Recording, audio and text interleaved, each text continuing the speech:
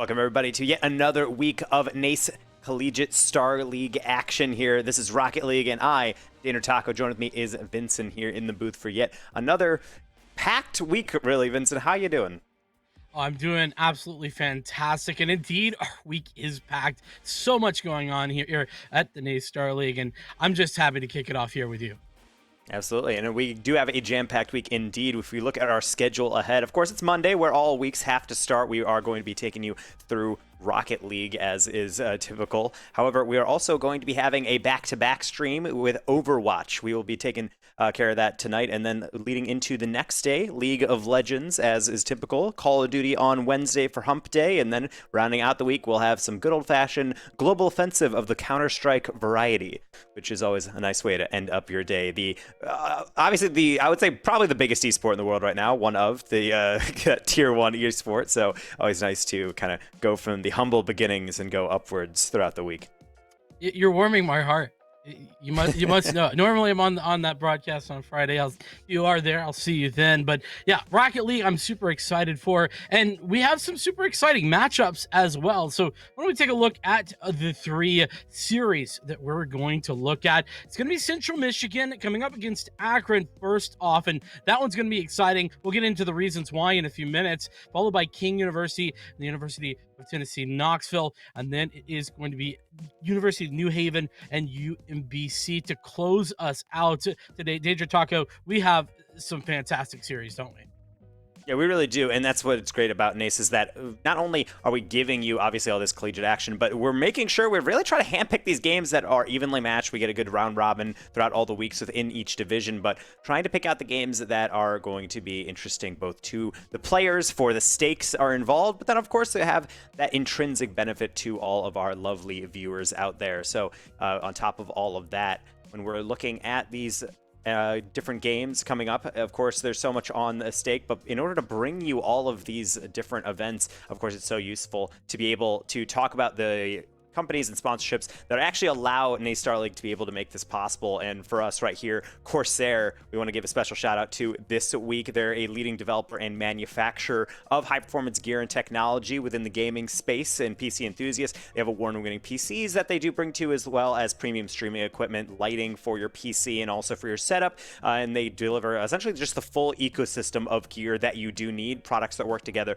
to enable everyone from casual gamers all the way up to kind of esports nerds and committing professionals like us to perform at their very best. Yeah, they kind of have the whole gambit within their product line. For example, the K65 Mini White or Black keyboard. It's a 60% mechanical gaming keyboard, and it has some awesome performance features like Cherry MX Speed mechanical key switches and exceptional customizability, compact design. Or maybe you want to check out the Saber Pro Wireless, which is a wireless pro gaming mouse that's designed for and tested by top esports professionals and weighs a very light 79 grams and equipped with slipstream wireless technology for lightning fast responsiveness. Yeah, and on top of that, like, I'm an audiophile. I love these headsets because of the nice mic it takes, but also it's really nice to have good sound on it. Of course, Corsair has you covered there as well. They have the Virtuoso RGB wireless headset, which of course has that great high fidelity audio experience, but also on top of that, they have a really clear memory foam earpad. The mic quality is really high level because, of course, nothing is worse than hearing the fan in the background and all the staticky coming through when you're trying to calm in a high pressure situation. You're just trying to get that point. You're trying to take that objective, and you need to be able to deliver all those clear comms to everyone else. And on top of that, they also have a high variety of different headsets you can take into account. HS80 gaming headset they do also offer, of course, with the Slipstream wireless, so it will go right into with no latency between your communications to your friends and your friends right back to you, along with all your teammates. Very good high Neodymium drivers, 50 millimeters, so really get that nice bass sound, but also all the clarity that you need on those low mids and highs. So as someone who buys way too many headphones for their own good, I always do like Corsair taking that extra dedication to really deliver that top tier experience, not just breaking the bank just for an average kind of tin can cup headsets.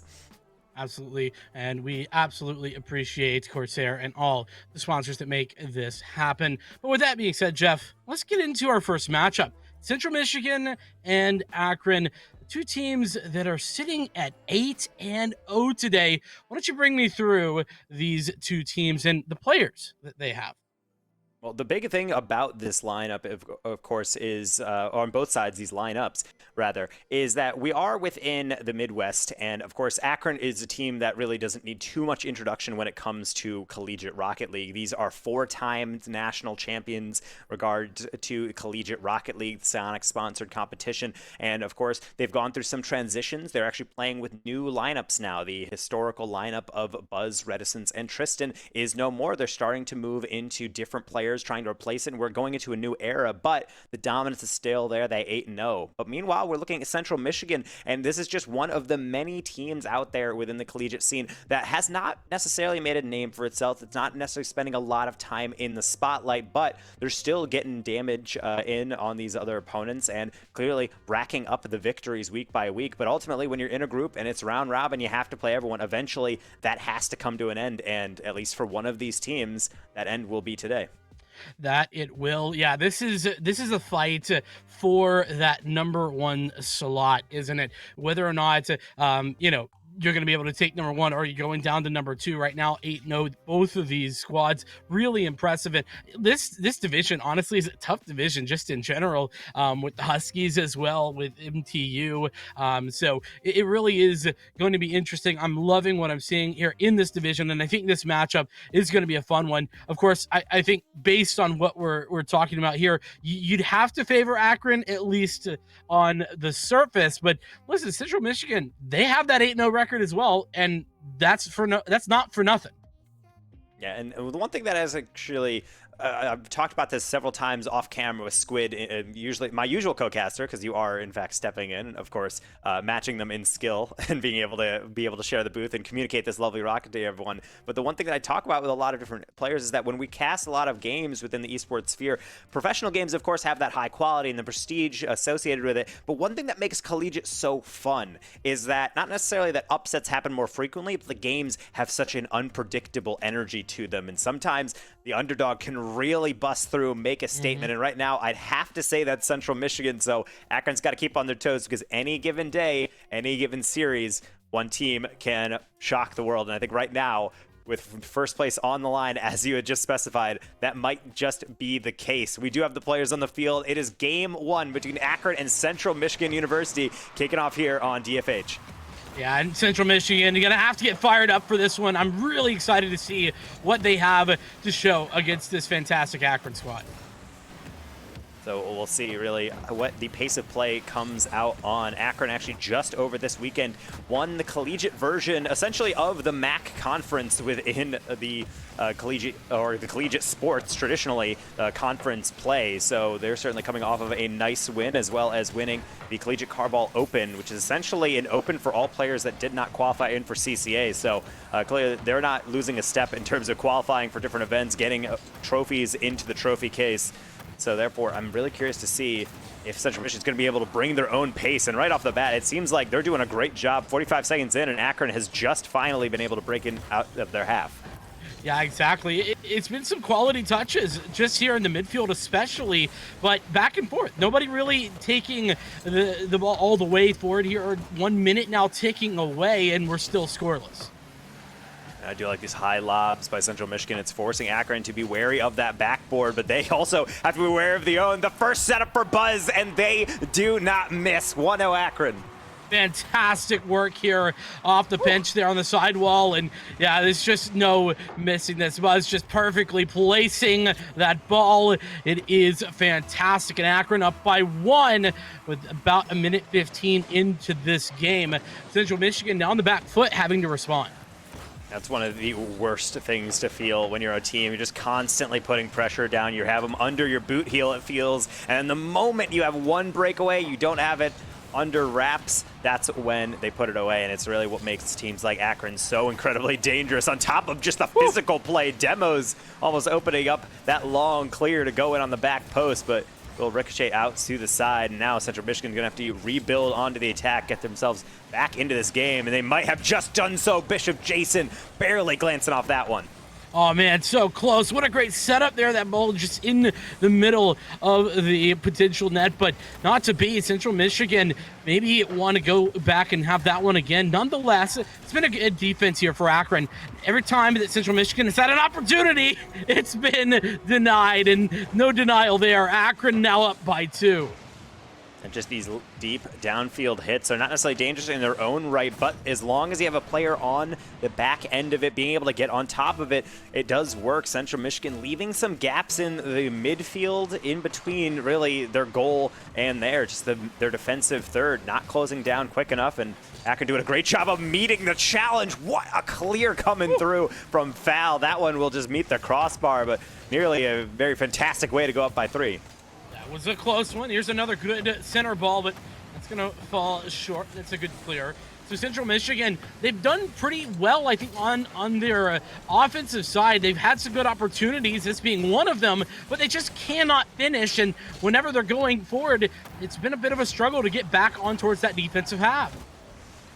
And so they have to take advantage of counters like this. Knight just spawned back in, so Brendo trying to get in the middle will be rejected.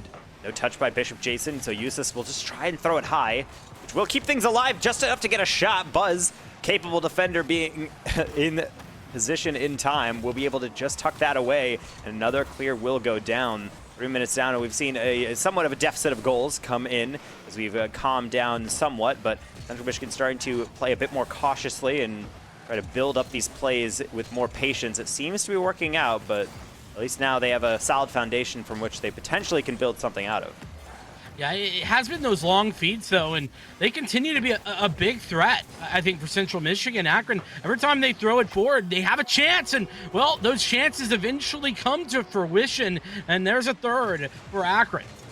That's a great positional play. Fel just planning their wheels. Ordinarily a death knell for really any serious attacking threat. However, it's because they trust their teammates so well to pick them out. Buzz does just that, and it's going to be quite the tall order to put that past the goalkeeper, but he can't place it much better than on the back post. Akron on a roll. Can anything bring them to a stop? Maybe that goal, but Buzz gets in the way yet again, and with the back pass, able to clear it back out to the sideline.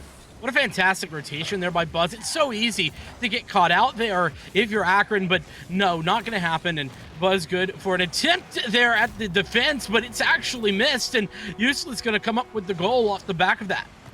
Man, I was watching Useless the entire play. They landed and did not really have a demo, so they started to move away, but then right as they noticed the awkward read, they stuck with it, got a demo. That's why just missing that one clear could really undo your entire defense. 3-1. There's still a glimmer of a chance here in game number 1 for Central Michigan with 75 seconds to go.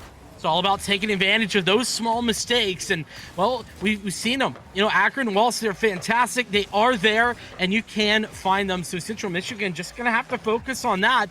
They have about 60 seconds to score 2 goals.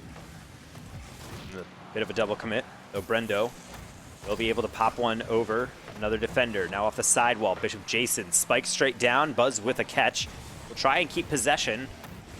Another double commit coming in from Central Michigan, but a lot of bobbles will keep it in the mix. Buzz jumping forward again, not the cleanest contact, a shot on the ground, it's pinballed around, but it will go back out to mid. Brendo to the back post, foul is equal to it. Bishop Jason, one more throw forward on the pass, but it's too rich for Brendo. They can't keep it in. A giveaway in the midfield, and unfortunately after all of that foul, will collect an open net.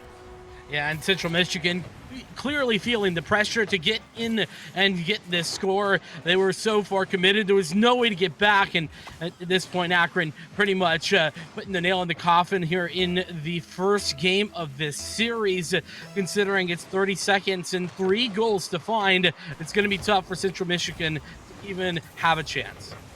I just love the control being showed by Akron, not necessarily even just for possession, though I do think that is impressive in its own right. I'm just talking about their ability to understand that even when they're under pressure, just seeing Knight setting up that 4th goal, not by doing anything spectacular, but just getting in the way of Useless's touch back in the middle. It gets deflected off of the wall, then back into the middle, which potentially could be dangerous, but they trust their teammate to be there. They finish it off on the open net, and just never feels like Akron is out of control. It's that textbook system they play within that has won them so many series before, and they're going to start off this series with a Game 1 victory. Game one victory that you could call pretty one-sided, at least score-wise. It was quite strong in things. Central Michigan, they had some good notes. They had some weaknesses. That defensive position that they kind of struggled with, especially when they were trying to go forward towards the offensive side of the field. They struggled. It was they weren't ever able to necessarily connect with the net whenever they were getting aggressive, and they had to commit three full players in that position in order to really have a chance. And that opens up, like you were talking about in the mid game, so many chances for just the breakaways, and that's what Akron were able to take advantage of. And Akron's so quick on both sides of the field. They'll take advantage of those counters all day long. Essentially, that was their first 2 goals were just on counterattack, those fast breaks. And when you look at the shot compartment, it is 12 shots on the side of Central Michigan compared to only 7 on the side of Akron. It's not a huge disparity, but it does show that even though Central Michigan is really trying to work those backboard, throw the ball on target, that strategy only works if you're touching the ball in an awkward enough place that the defense struggles to handle it, or if your second man follow is incredibly sharp on every single one of those shots on the follow through. And since that's not the case, they're going to stumble a bit down the stretch if those shots don't start to land. All the pressure in the world doesn't matter if you can't break past that last line. Akron's is holding strong. We'll have to see if game number 2 has a similar storyline for us with all these adjustments coming through. Indeed, and I mean, we saw it. It was that one goal that went in for Central Michigan. It was all off a misread. So gonna have to look for more of that or some better shots from CMU as Akron with control. And unfortunately, it's going to keep on rolling for the Zips. That's a long ball from Buzz. A good job to bait in a challenge, and then the job could not be easier from Knight. They know it's a fast break. Just put it anywhere on target. Finish does not matter. For 1 shot, 1 goal. 10 seconds in, Central Michigan already back to square one. Exactly what I was looking for. Being on target, that's what Akron has done a fantastic job of thus far, and they're already continuing that here in game 2. As CMU, they really need to get a move on and take some shots with more accuracy. So another long lob up will be cleared. Bishop Jason, another ball down, useless. It's not the cleanest clear, but Brendo will follow. Tap straight down, Knight. Off backboard, Foul decides not to go for it, but Central Michigan, you can see the anxiety on some of these clears. They're just leaping at it. They are not in position on the back end. And Akron will just slowly wait for this ball to come out to the sidewall and put one into another open net. It's the danger of some of those soft clears you were talking about. You have to get a handle on it. You have to go for the legitimate clear. If you don't, you can always find yourself in a bit of a tough spot where there's no one in the goal and you are unable to make it back. 45 seconds in, Central Michigan, I think 1 goal could do a lot to steady the nerves, but so too with securing that back line. A last-second save coming through from Brendo, and now they'll advance down. Foul, dangerous catch in front of the net, but they're sturdy. Octane will keep that one out. Another clear coming down. Is that another open net? Buzz just trying to peek it into that top corner. Will miss the mark, and so here comes the counter. Central Michigan, 2-on-1, but Foul, you're so confident, just stands in place, backflips it out, and another clear will go through. What a fantastic confidence play from Foul right there. It's so hard to read that at times, and he's just sitting in the zone, waiting for it. Perfectly done, and that one's going to go over the top of the defender as it's Knight to confirm it. Fantastic work, and we'll see it again here. 1-2 punch. Useless was attempting for the 50, but he just couldn't get there. There's a lot of slow contests on the side of Central Michigan. I feel like they're playing from behind. Oftentimes, if you're trying to get to a read, even if you know you should be going for it, I really do feel like there is a calculus that has to happen where the moment you realize that I probably should have gone for that earlier, I think you just really have to play predictively at that point, because if you're trying to catch up to the play, you're always going to be a little bit behind the works here, as I think Knight is learning this way. They got baited in on this challenge. Good delayed flip from Useless to bring in that first defender, and Brendo, quality job on the finish.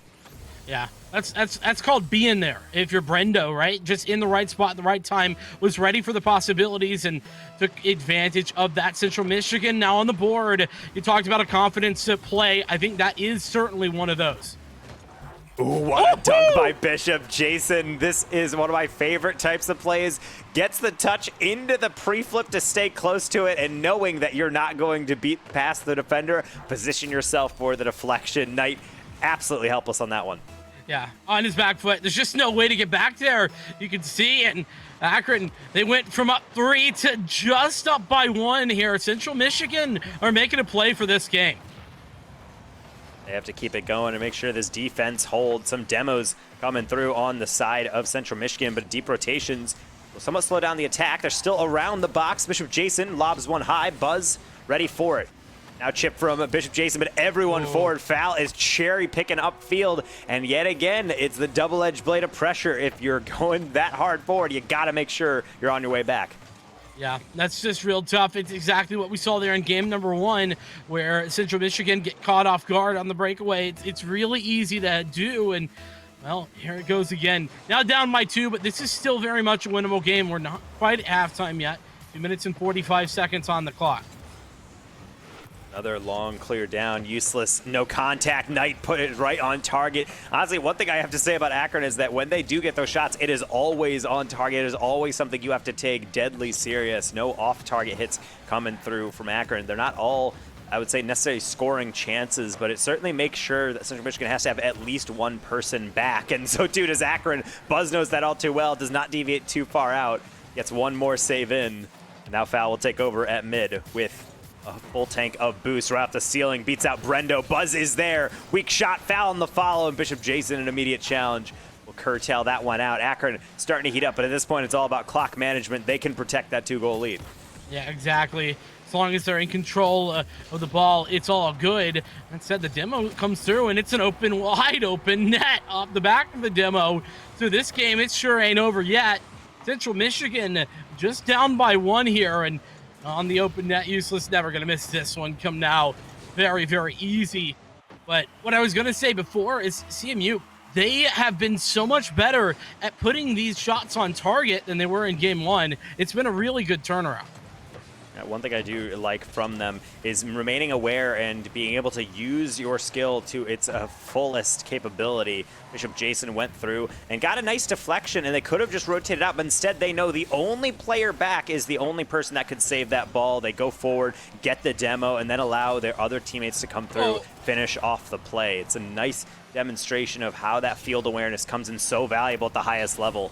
And they've at least put this game in striking distance with 90 seconds to go. And these infield passes keep on threatening. This time Akron almost man-marking that one to cut it out. Yeah, it has been very solid. Akron really wanting to hang on to this thing. And Knight with some really good touches here. Looking for one again through the middle. Just tees himself up perfectly. Talk about a self-assisted goal. This is exactly what that means. And it might look clunky from Knight, but honestly, it's just fantastic field awareness. We were just applauding CMU for it, but Knight shows that they have some in spades as well. Players not on the backboard, they're turning upfield, so lob it high. Suddenly, a simplistic aerial turns into something more dangerous. Same too with that kickoff. That just went right through the middle, almost an immediate strike back from CMU, but apparently all these goals have to be earned. And now Akron trying to teach them that very lesson, marching forward again, but Buzz not looking for that type of pass, going to glance all the way over to the corner. Talking about earned, a single thing has not been earned for either of these squads here in this game 2. 40 seconds now on the clock, and it's 2 goals down for CMU, but we've seen them make some moves before. This time, though, an open goal on target once again by Foul. That is fantastic there from the midfield. And this is also a demonstration of how one-to-one a lot of these challenges tend to be within high-level Rocket League. At lower levels, if you miss a ball, it might not really matter that much, or if someone gets flicked, it might really just amount to nothing. But you see that ball go out to the side, one player presses it, goes over, another player tries to react to it, they don't touch it, and suddenly the entire play unfurls. So does the Akron defense. Again, just such weird goals coming through, just one decisive challenge, and it opens up into a goal.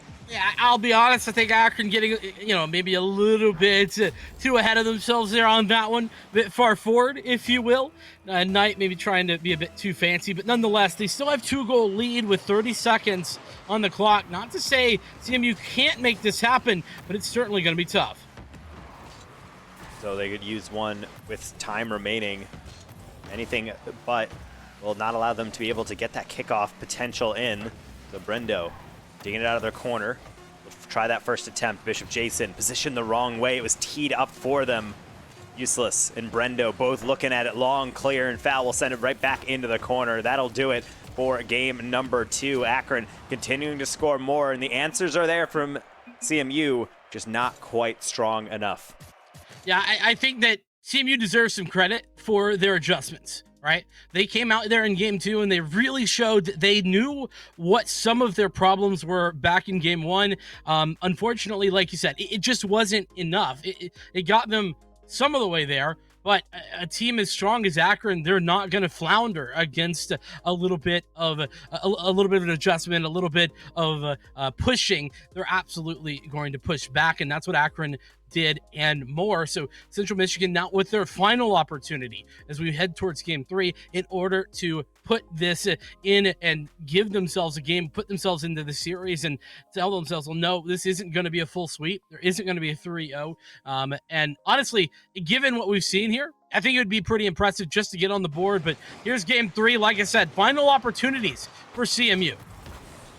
And I think now what I want CMU to focus on is getting forward on offense, but the moment you feel like you're taking too far of a risk, you're stretching out to get a desperate read, back up and play defense. Akron isn't necessarily cutting through you with these crazy 3-person passing plays. It's mostly just taking advantage of the gaps in the back. So as long as you can try to put a gauze pad on that and try to keep it at a minimum, I think you have your best chances, but of course it doesn't help when everything slows down and it's based on solo play. Buzz doing it himself. Yeah, I mean, this one, you know, I think you're right in general, but there's just nothing you can do here. I mean, Buzz just taking it in, making the moves, making the plays, and showing why he's so good at this game here for Akron. And Central Michigan, though, like you were talking about, if they just play a little bit further back, play a little bit safer, I think we could be seeing a much better game from them. Ooh, foul, taking some looks out of the CMU playbook with a bump. Now on the back foot again, CMU trying to cut that out. Useless does. It's an open net. It will glance well wide. Brendo. Free jump. No contact. Leads way for Bishop. Soft catch. Another 50. It'll sit in the corner, but a deep rotation out of Useless will give some time to Akron. Immediate challenge. That was right on the border of brave and foolish, but they get away with it. And it'll remain a 1-goal game, potentially. Not for much longer. The hook shot from Bishop Jason, and that will be tucked in. Nice shot there. Really well done. It is the 1-2 punch. And yeah, Bishop Jason able to dodge with the help of Brendo. And I mean, listen, that's the kind of plays that Central Michigan need to make. They did it here, and it's now tied 1-1, but so much more to play. 3 minutes and 50 seconds on the clock. Ooh, that's given a lot of time. That's not always going to work out, but Buzz, the picture of confidence, the stoic last defender, and even the unselfish one gives it up tonight, but every single person on CMU going in, sending the house, and it's still not enough.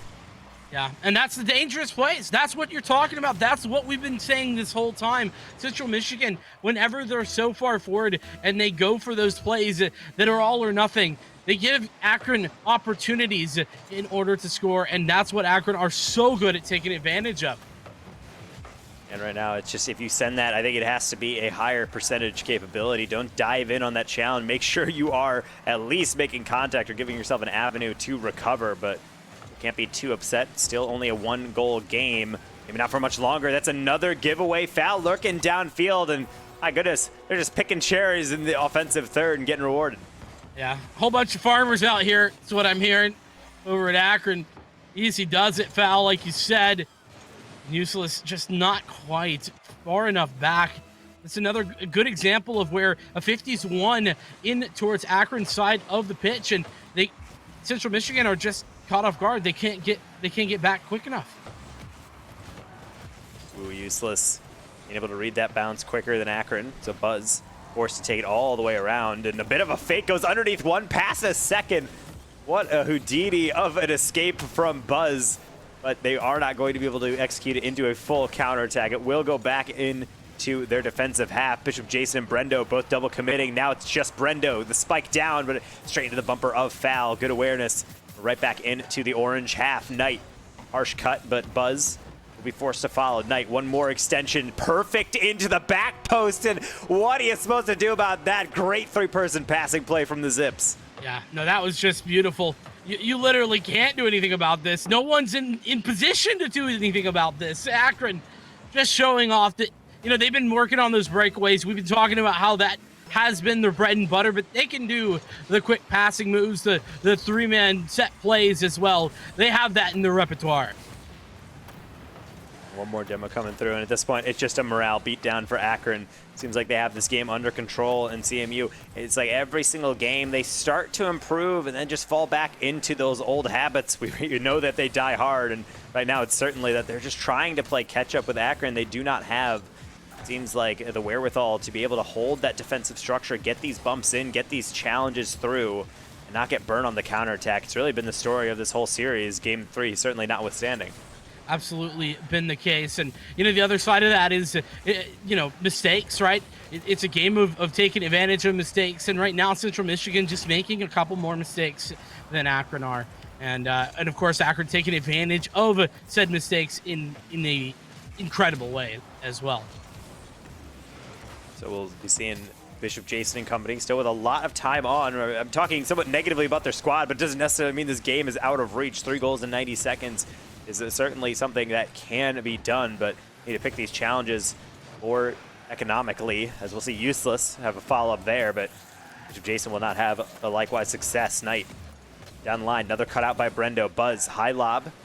Can they follow it again in time? Useless will beat 2 of them. Brendo downfield. Can they get that redirect in time? It's not a redirect on target, but Useless's is back within 2. This is a really good play here. The aerial work, fantastic. Brendo there with the touch, and Useless has the confirmation. So Central Michigan, they are still in this. Like you said, not out just yet. But Akron, we've seen what they can do when just holding on to a lead, and that's all they have to do. Ooh, Bishop Jason slowed the shot down, trying to bamboozle that last defender, but Knight was steadfast in their movement, saving that to the side. Now Brendo, bump and foul out of the way. A good setup to Useless, good speed, but it'll only fall to the back post. Bishop Jason, hard cut. Oh, just enough of a deflection to go out to Buzz. Now back to foul. Double tap attempt, off target. Now here comes the counterattack. Buzz is left alone, so he can only tap it to the side. Brendo, deep clear. Bishop Jason is there, and Buzz still manages to make the play. All 3 of the Akron defenders really have had to have their hero moments, and all of them are coming up in a big way. Yeah, what a fantastic save right there, and that could be the game, to be honest. Central Michigan could have gotten that goal right there. It would have been much easier, but now it's 25 seconds on the clock. Brendo maybe with an opportunity here in the 1v1. Ooh, that's not the bounce you need. You can't roll across. You need something to go out that your defensive follow-up can actually put on target. As you said, that might be the game, but as long as they score with time remaining, there's still a shot. Long ball up. Useless. Trying to be that defender. Nothing doing. Knight's just going to be wasting this time, bringing it all the way around. Buzz will not be found, but they do not need any more goals. The Akron Zips continuing their winning ways. They'll move on to 9-0 on the season, taking down Central Michigan in a clean sweep. Yeah, that fight for number 1 was a dominant one. Akron just showing why we spoke of them so highly in the pregame. Why, before we even got into the pitch, we were discussing how this was going to be an uphill battle for Central Michigan. I think that Central Michigan, though, can go home saying that they had a pretty solid showing. Game 3, notwithstanding, I think game 1 and game 2 was pretty well played from them, and game 2 especially, they showed some really strong adjustments that I think that they should be happy about. Yeah, and I think this is one thing that I think separates most teams from the really high level squads. Akron has a fantastic program. They're doing a great job of bringing in that new era of players. Buzz is a name that might be familiar to a lot of people. That's a multiple time national champion, semester to semester with Akron esports. But even plugging in new players, their capabilities may not be the same as a pro level player, but they are still getting the job done, and it seems clean. Times they're giving up goals, but they're easily fixable mistakes. I don't see structural issues like when I look at Central Michigan, where they seem a bit all over the place. Seems like Akron knows where they need to be. They lock things down, and then when that tiny sliver of an opportunity opens up, they're able to just put it right through.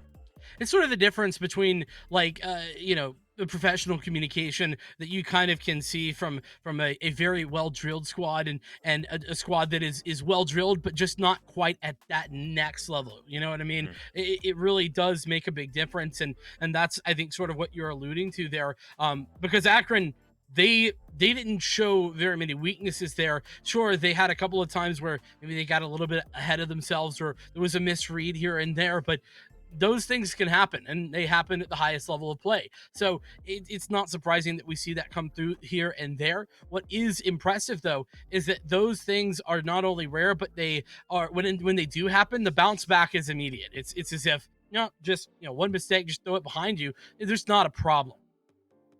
Yeah, and I think it's really nice to see these things in action, particularly because you start to see that a lot of players at the collegiate level, they're not professionals always, but they're of course high-level players. Everyone who plays in these leagues, at the very least, is near the top of the rank ladder. And at that level, I think what separates them is the decision-making aspects. How well can you play in a team? How well are you being able to fit into your role, read the field, and all those tiny things of game awareness. Even if it doesn't seem like a massive impact, collectively, teams like Akron show that you are greater than the sum of your parts. They just work together so cleanly. The work that they put in is clear, and it's no surprise that season after season they continue to get W's. People might say, well, maybe there's just not enough competition in the scene. I would say even at the time now, especially in Collegiate Rocket League, where the competition is so dense and those higher levels are starting to catch up to each other, these teams still stand head and shoulders above others because of the system that they come from. It's really inspirational stuff to see, and also just more motivation for these programs who want to break in that upper echelon to dedicate more resources to those esport programs. Try to get them more coaching and try to get themselves to that next level, because the only way you get there is through that hard work and support from the program.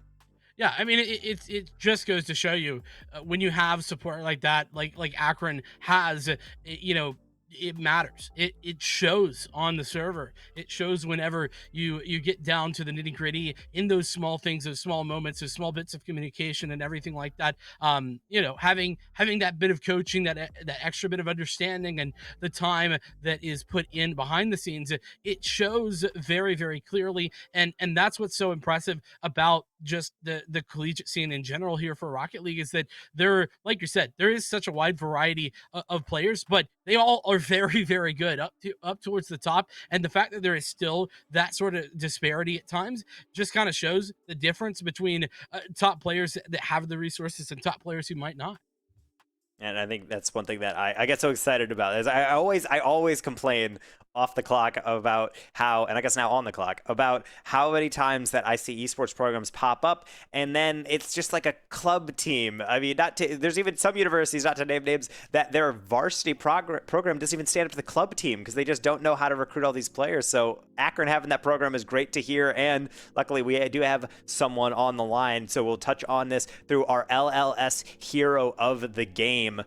Because every 180 seconds, someone is diagnosed with a blood cancer. 40% of all pediatric cancers are blood cancers. Every blood cancer diagnosis turns lives upside down. When this happens, the Leukemia and Lymphoma Society, LLS, is here to help. Since 1949, LLS has invested more than $1.3 billion in research, pioneering many of today's most innovative approaches. They work tirelessly to find cures and ensure patients can access the life-saving treatments they need. When someone experiences the fear and uncertainty of a cancer diagnosis, LLS provides hope, compassion, education, and support. So just like LLS is making an impact in the cancer community, the LLS hero of the game represents the player who made the biggest impact in the match played, whether it was a clutch play, a sacrifice, or providing that strong leadership when it mattered most. Today's hero of the game for LLS is Knight from Akron. Knight, how are you doing, my friend? Doing pretty good. Just another day. I'm a little bit disappointed. 8-0 team. Expect a little bit more, but Okay. You're coming into confidence, obviously. Obviously, you say you expect more, but I mean, granted, must be a familiar feeling to come out of the Akron program. You guys have been the head honchos for a while, so it's quite the intimidating opponent to stand across the field from you guys. What do you feel like that really plays into your opponents, knowing that they're going up against such a storied program? Well, I think they were terrified, of course. We have Buzz, who's a 4-time national champion, and then Nick, he's a 2-time Georgia champion, and then I'm unknown, but I'm just a GOAT, so that's all you really need to know. Good to hear.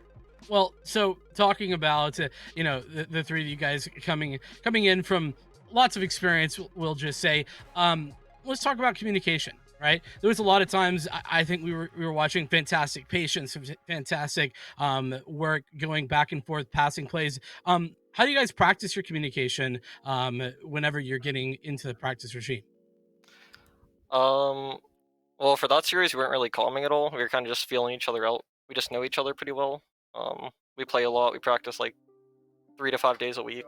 But against a team like that, when they're not really like challenging us or getting in our way or anything, it's pretty simple. It's just the same as like being in free play. So. So when I see games like that, of course, it just seems like you guys are always so organized. And the fact that you're saying that you guys aren't even calming really speaks to, I think, the chemistry that you guys do share. And of course, playing 3 to 5 times a week, I think that speaks to the mindset you really have to have at the top. I at times have wondered, esports and NCAA, like those athletes, they practice every single day. They're trying to get in all those reps in. Is that what you guys are trying to emulate? Really trying to just play together so constantly that really the chemistry builds itself. You guys don't even have to work at it because you're just so in tune with each other. Do you feel like putting in that grind is going to be able to accelerate a program to greater heights than otherwise if you just assemble a good team of players?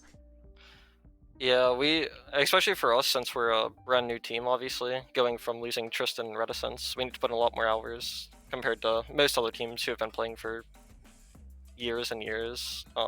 And obviously none of us are pro players, so we're not like Bay State where you just pick up a full like Mexican pro roster, both Northwood teams, so we have to work a good bit harder, but we definitely think we're going to be a top team in the spring, for sure. So, do you guys think here for the NACE Starleague, do you think that you are the favorites to win it all? Well, to win it all, I don't think we're the favorites to other people, but we know we're going to win it for sure, 100%. It's I see that confidence, especially because you're going up, as you mentioned, those Northwoods, those Bay States, all these teams that have emerged as having almost like just kind of obtained this roster, and then all of a sudden they're just on the map. Where do you feel like you guys land in that trajectory? You had mentioned next spring you really feel like you're intimidating. Do you believe that you are one of those top teams that can be considered in that conversation for one of the best teams in the East or in the nation, albeit once you guys really start to continue building through, and then come spring you're just going to be on a tear? I do. Our first qualifier, we just had a horrible day. Second qualifier, we lost Game 5 against Seton Hall, Game 5 against Oakland, and didn't qualify. But we were like 1 or 2 series off. I think both the qualifier days were off days, but we've scrimmed a lot of top teams like St. Clair, and for the most part, we usually take it and win the scrims over them. It was just kind of a bad 2 qualifiers, but in Open, we've been doing pretty well. We got a first place and a third place, so I think we will make at least top 4. Let's continue that confidence. Honestly, with the way you guys are playing, it'd be hard to doubt you guys. Going on to 9-0. Congrats, Knight. Thanks for sitting down with us. Anyone you want to shout out before we let you go and get back to the rest of your evening? Shout out to my coach, Logan Lewis. He is absolute GOAT. He really gets us through everything and makes sure that we stay disciplined and helps us, so that's all. Well, love it here for you. Knight, thank you for sitting down with us again. Yep, thank you.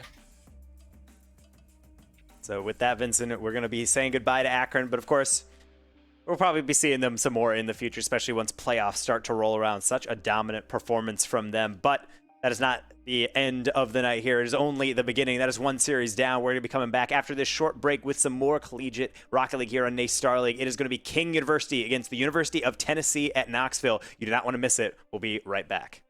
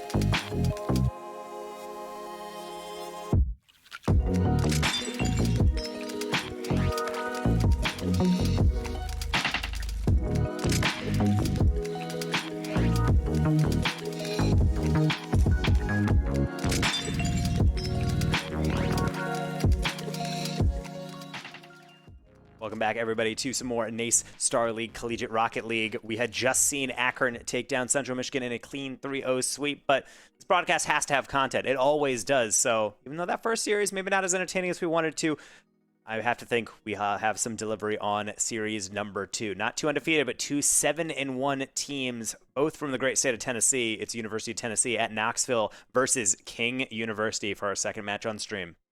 Yeah, and this one's going to be good. You said, like you were talking about, 7-1, both of these teams, and both of those losses. We were just taking a look in a 5-game series, rather. So really close, these losses that have gone through. So I'm really excited for what we have going. See the rosters on the screen: K Frost, Casey Colts, MJ Billbrook there for King, and then Spicoli, Crown, Mikey, and Hermes for University of Tennessee Knoxville. I'm really excited for this matchup, and the good news is I think, based on the fact that these two teams, they've lost to 2 different opponents, I think that means that it's kind of hard to call who should have the advantage here. Yeah, I agree. Vincent, sometimes when it gets into these scenarios, you're thinking, oh, well, if they lost the same team, then it can kind of be split off. But they've actually both lost to both teams. Virginia Tech is the team that took down King University. That is a team that is currently in Collegiate Rocket Leagues, so the highest level of collegiate play through qualifiers. And so that's a pretty solid squad. University of Tennessee losing to Randolph-Macon for their 1 loss of the season. But both of those series, where both King and Tennessee had to go to Game 5. So they battled tooth and nail the entire way through, which really means that these wins down the stretch really mean a lot. You might not be able to catch up to those first place teams and get that true shining seed you're looking for, but a loss here going to send you tumbling even further down the table, even further down in those standings, which is certainly not what you want when playoffs are right around the corner. Exactly. And to kind of further that conversation, I mean, this is absolutely for second place. King and UTK, actually, and Randolph-Macon, all 3 tied in that second place spot with 7 wins apiece. And what that means is that the winner today should guarantee themselves that second place spot, which is really exciting. I'm excited to see which will take it. UTK and King, that means that realistically, this is a bit of a rivalry matchup. Absolutely. You get in-state bragging rights, and of course, even better, you get another win in the column. We got game 1 kicking off here between University of Tennessee at Knoxville and King University, and right off the rip, it's going to be Spicoli from the midfield. Nicely done. It is a classic off the sidewall in towards the backside, and nobody's back for King. Nobody can get there, and it's UTK up immediately. King University caught sleeping there. Honestly, the way that Spicoli was approaching it, I thought that it was going to go off the sideline and maybe throws a little body feint in there, throwing the defense through a loop. They were not able to respond, but we've seen King play before. They got a nasty offense. We'll see if they can put it to work early as well. High lob, K-Frost finding Casey Colts potentially. Instead, leaves it for Matt, and he's going to spike that right over top of the bar on the counterattack. Hermes leading the way, but K-Frost sturdy enough in the backfield. Good save, Matt with a follow-through. My goodness, really seeing the heat coming in from both sides, but just a slight edge out right now from University of Tennessee Knoxville. Exactly, and I mean, another good breakaway opportunity was there. King is able to regain control, reset themselves as they push forward, and another open net, but this time for King is K-Frost, the one to put it away. Just some nice control here off the aerial work, wins that 50, and Spicoli just can't quite get there, and that means an open net for K-Frost himself. So 1-1 as it's just over 4 minutes to play here in game 1 of our second series. It appeared that potentially Spicoli was going for that aerial, but missed the corner boost. They had to think that they had enough boost, and to be honest, they were pretty close on that estimate, missing, as you said, just barely, pixels off even. And that's really the margin of error that you have to deal with. You do succumb to a goal. It's often because just miscalibrated on some of those reads. Right now, King not doing much miscalibration on some of these touches, getting some good interplay in the field, but ultimately does not result in anything. So here comes UTK, Spicoli looking for another one, but Matt on the counter, a demo leading the way. Can Matt go into the ceiling, cut one more through, can't make any contact, it'll just roll out to the side. Been impressed with some really good preemptive touches here from UTK. They've taken the aggressive line and not been on the back foot at all. But as I say that, it's a fantastic touch there from Casey Colts, and had help should it be needed, but there was no help necessary from Matt. Mikey in the wrong spot, unable to connect for the defense. And I love situations like this from Matt. It really shows the awareness that's required to turn counterattacks just from a ball that you can shoot into something that's definitely going to find its way through, at least to the goal line. Jumping in advance, getting those block threatenings, and sometimes you're just unobstructed, and if you leap on that ball first, you're going to get a goal. Yeah, that's exactly what happens here. Matt able to make the first contact, and everybody was going for that ball rather than playing for the defense, which meant that it was an open net behind him. King suddenly turning things around here, but the 2-goal lead is 3 minutes ticks away. Long clear across. Let's see if Matt has some more magic within them. 1 goal for every single person on the side of King University so far. So everybody is feasting today, and it's only going to get worse if UTK can't knock it down eventually. We'll see one counterattack come in. Hermes can't tuck it past Matt. An adequate save. Mikey, one more touch, or so I thought, just glancing by it. Infield pass like that, it means the ideas are there for UTK. They just can't finalize this execution the same way King has. Another double tap from Matt being threatening. We've just reached halftime in game number 1, which started so evenly, so hot for UTK, and as they slowly have been thawed. Yeah, and there's been a lot of dangerous balls there in the middle of the net for UTK. It's been a bit of a struggle, but it's been pretty decent here in the last minute or so.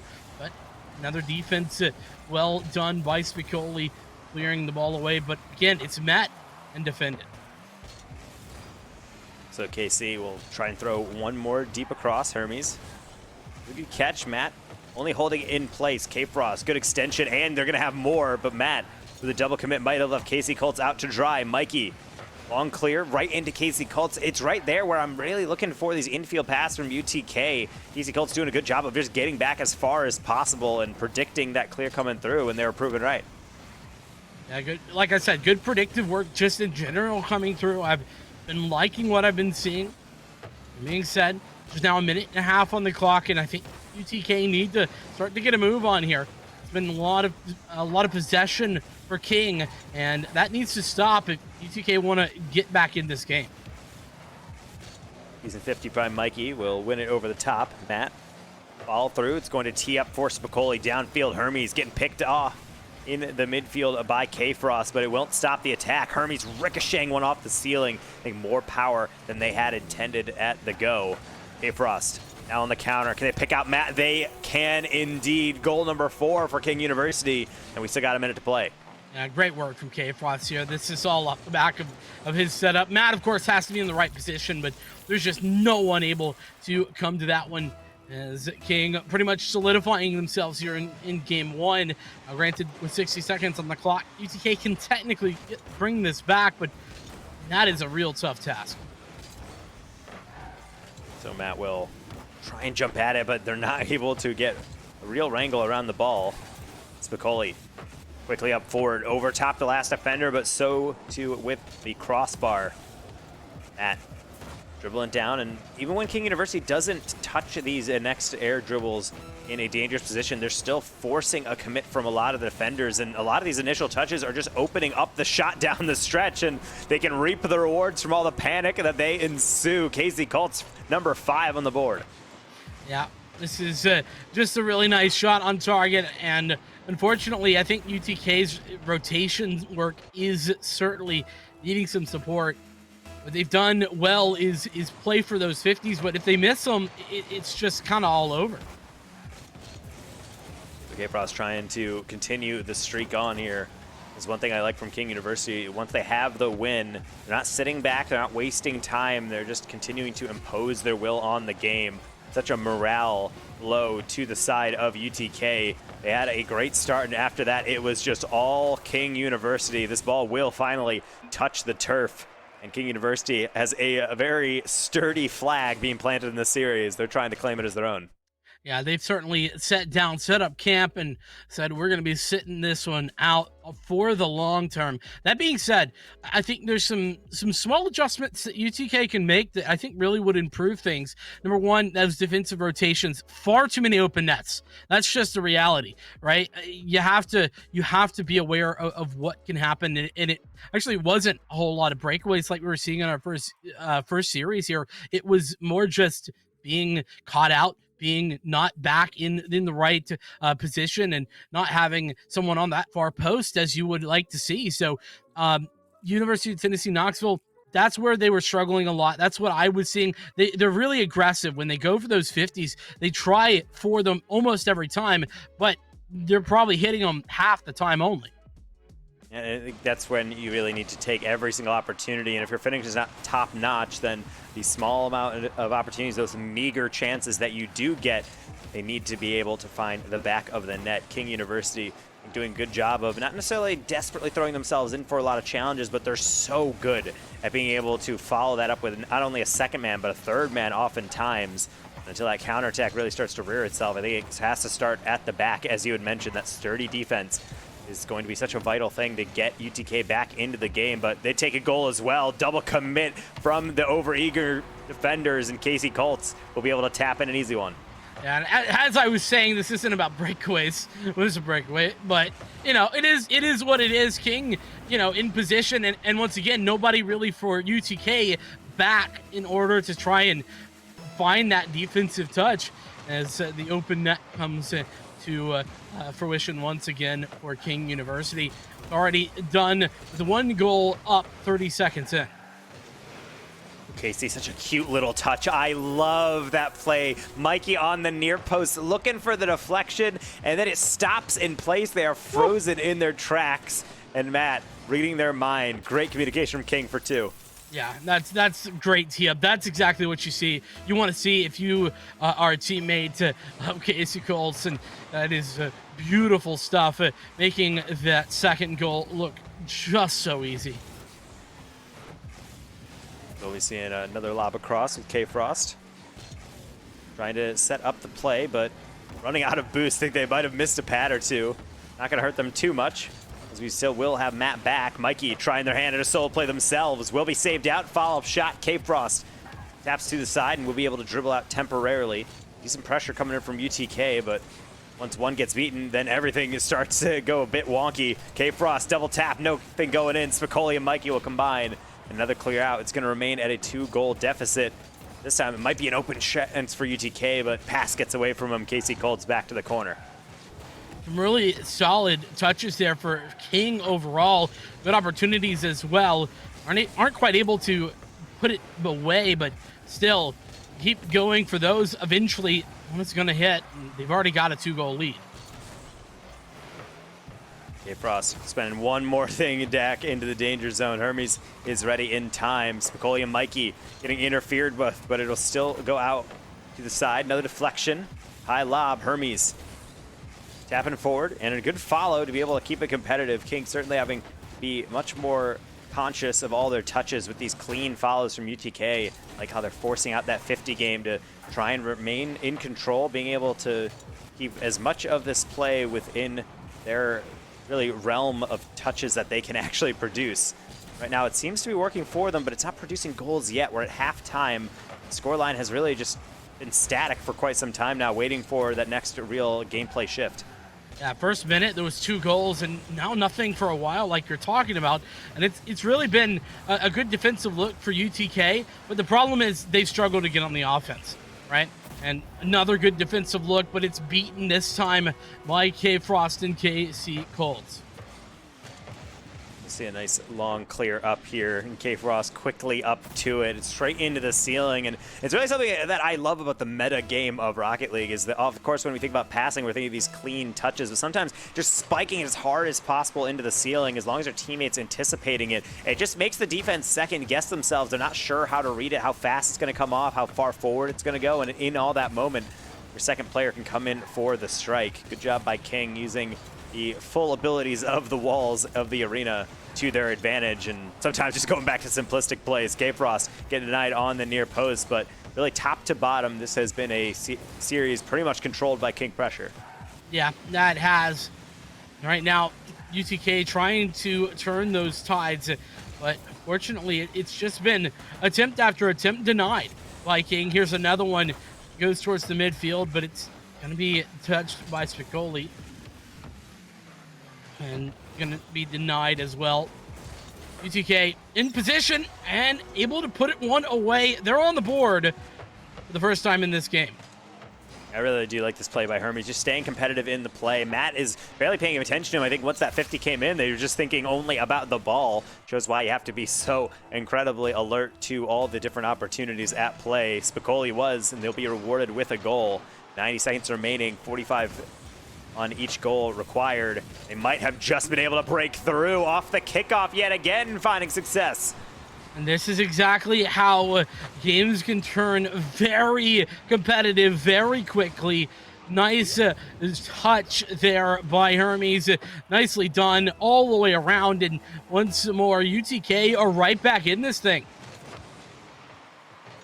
We're seeing K-Frost a very deep clear up. And again, you said these kickoffs could be so dangerous. K-Frost doing their best to make that play as lethal as possible, but it will be turned away. So UTK now on some resource grind, trying to get that boost and move up to be able to get that equalizer. Matt, high lob, a very slow follow through, but it will beat out the first defender. Casey Colts, they're not content with just the finesse plays. They're working in the bumps, and that's 4. This was just some fantastic aerial work, wasn't it? Really well done. Again, going for that ball early rather than waiting for the defensive position. And that's kind of where UTK have struggled a little bit. If they miss that aggressive touch, then there's just no one back for the final save. At uncontested double tap, or so he thought. Goal was on target, double save coming through. Spicoli left alone. K-Frost and KC double committing. Could be a fast break. Mikey, early flick, going for the demo. They have Matt in their sights, and they will find them. The long roller through, and we're back to a 1-goal game. Quick and easy. Mikey took advantage, knew the potential for the breakaway. Matt wants it, but gets slightly bumped and ends up just missing the ball off the back of that. Was just enough disruption that Matt didn't quite get there. And yeah, UTK, they are not out of this thing yet. They would call that in the industry a Goomba stomp. Just jumping right on top of someone as they jump. They're just rocketed right back into the ground. King University is the victim of that, but they are still very much so in the driver's seat. They just have to make sure that they last another 20 seconds. Does UTK have something else up their sleeve? They'll start the full tank of boost. Mikey, air dribble past one, but bumped out of the way. Casey Colts into the corner. Hermes dives in, so it's all up to Spicoli. Can they challenge it right back in? They do. It's a long bouncer, but it's off the crossbar. Mikey, one more off the corner. It's a setup. Hermes is there, but so too is Matt. Spikes it down, and a somewhat out of control game for the side of UTK nearly turned into the full comeback. That it did. They were there, right in position. And I talked about how they needed to adjust their defense. And I think that those 3 minutes kind of in the middle of the game, where it wasn't the first minute and it wasn't the last minute where things got crazy, they did a good job of that. UTK, they made adjustments. They had a solid defense. The problem was getting on the offense from that defense was tough. It wasn't quite there. They couldn't quite make it work, Jeff. And because of that, I think that's why UTK come off with the loss there in game number 2. And I really like the adjustments down the stretch. I didn't even see, normally in those games, I see King starting to make mistakes, like the leading team start to make mistakes and they get chipped away, but that was just well built out. UTK was able to take some losses in there, taking some challenges that they wish they went a different direction, or maybe not challenging the ball quickly enough, but then they were able to consolidate things, analyze the field, and be able to make some organic plays of their own. It's a lovely thing to see, but it has to be incremental. They're getting better and better, but it's still not enough. Game number 3, facing down a sweep. Can they get their first game win on the board and try to engineer that reverse sweep? That would have to be the reverse sweep from here for UTK to pick up the victory. Nice long ball there. It was on target, but Casey Colts was in the way. And with a nice save, still in control here. King here in game 3, looking to shut this down. Ooh, that's a rough demo. Casey Colts gonna try to sew it on goal. Luckily for UTK, the player demoed was not in target. Now Mikey sending one on target. Everyone committing. Matt trying to dive at it, but Spicoli, you can't place it much better than that. No, you can't. And it's a bit of I think, an overcommitment here as well from King. Initially, yeah, they had 2 players commit to that first ball. Then there's no one there for the second. And it's not the first, but the second that's the most dangerous, as we like to often say. I do like that play from Mikey, specifically because when you're that close to the ball, your job isn't necessarily even to score. You know these players are going to be diving in. It's just to beat that first defender. So the just decision to be able to spike that just slightly down in the near post, just enough to bounce out, but not enough to ricochet deep into the midfield, is a really heads-up play by them. And they will be rewarded for that awareness with a goal, but certainly we know King University has plenty of firepower, and 4 minutes to deal with is quite a lot of open range to run into. Trying to kickstart it again, but that air dribble not going to be quick enough, or so I thought. It was baited into a no man's land, and Matt's going to collect the loose ball. And the lead that UTK had for the first time in the series quickly going to be taken down to a tie game. Really nice work by Matt all the way around. And 2 minutes, 55 seconds on the clock. It's right back to that tied and even score line. But here we are. UTK, it's 1-1. This has been such a good game 3 thus far. If they continue like this, I think this is definitely a winnable game for the UTK. You will be able to slow things down just enough, and a good follow by Spicoli. Time it just right to get that dunk. Same too with Hermes. K-Frost digging it out of their corner. Mikey waiting back on it. K-Frost, a bit too elusive, will be able to tuck things out into the side. Now KC Colts will get dunked. Matt trying to hold it in place, and these longer aerials from all these 50s. His teams are getting so well to the ball at the same time that we're starting to see this 50 game bust out. And to be honest, whoever starts winning those over time seems to be having control of the game. But I do like this constant adjustment from UTK. It seems like they're more confident going for these balls, and these counterattacks seem to have more lethality. But of course, right as I say that, Hermes gonna throw one a bit too deep. It's up to Mikey to try to salvage it, but instead Casey Frost will be able to dunk that one right back out into the UTK corner. Yeah, but, you know, here's something that we weren't seeing before.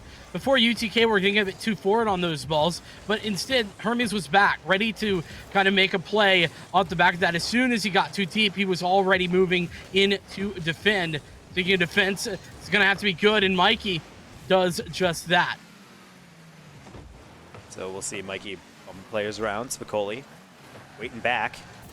A slower challenge, but it will dunk into K-Frost, but that is precisely their plan. They got past it too, not past one though. Matt will send that wide. Spicoli Making KC Colts dive in. Hermes out of the sideline. Good 50. KC finding K-Frost. Tough angle. Makes it work. And a nice interlocking passing play from King gets him the lead.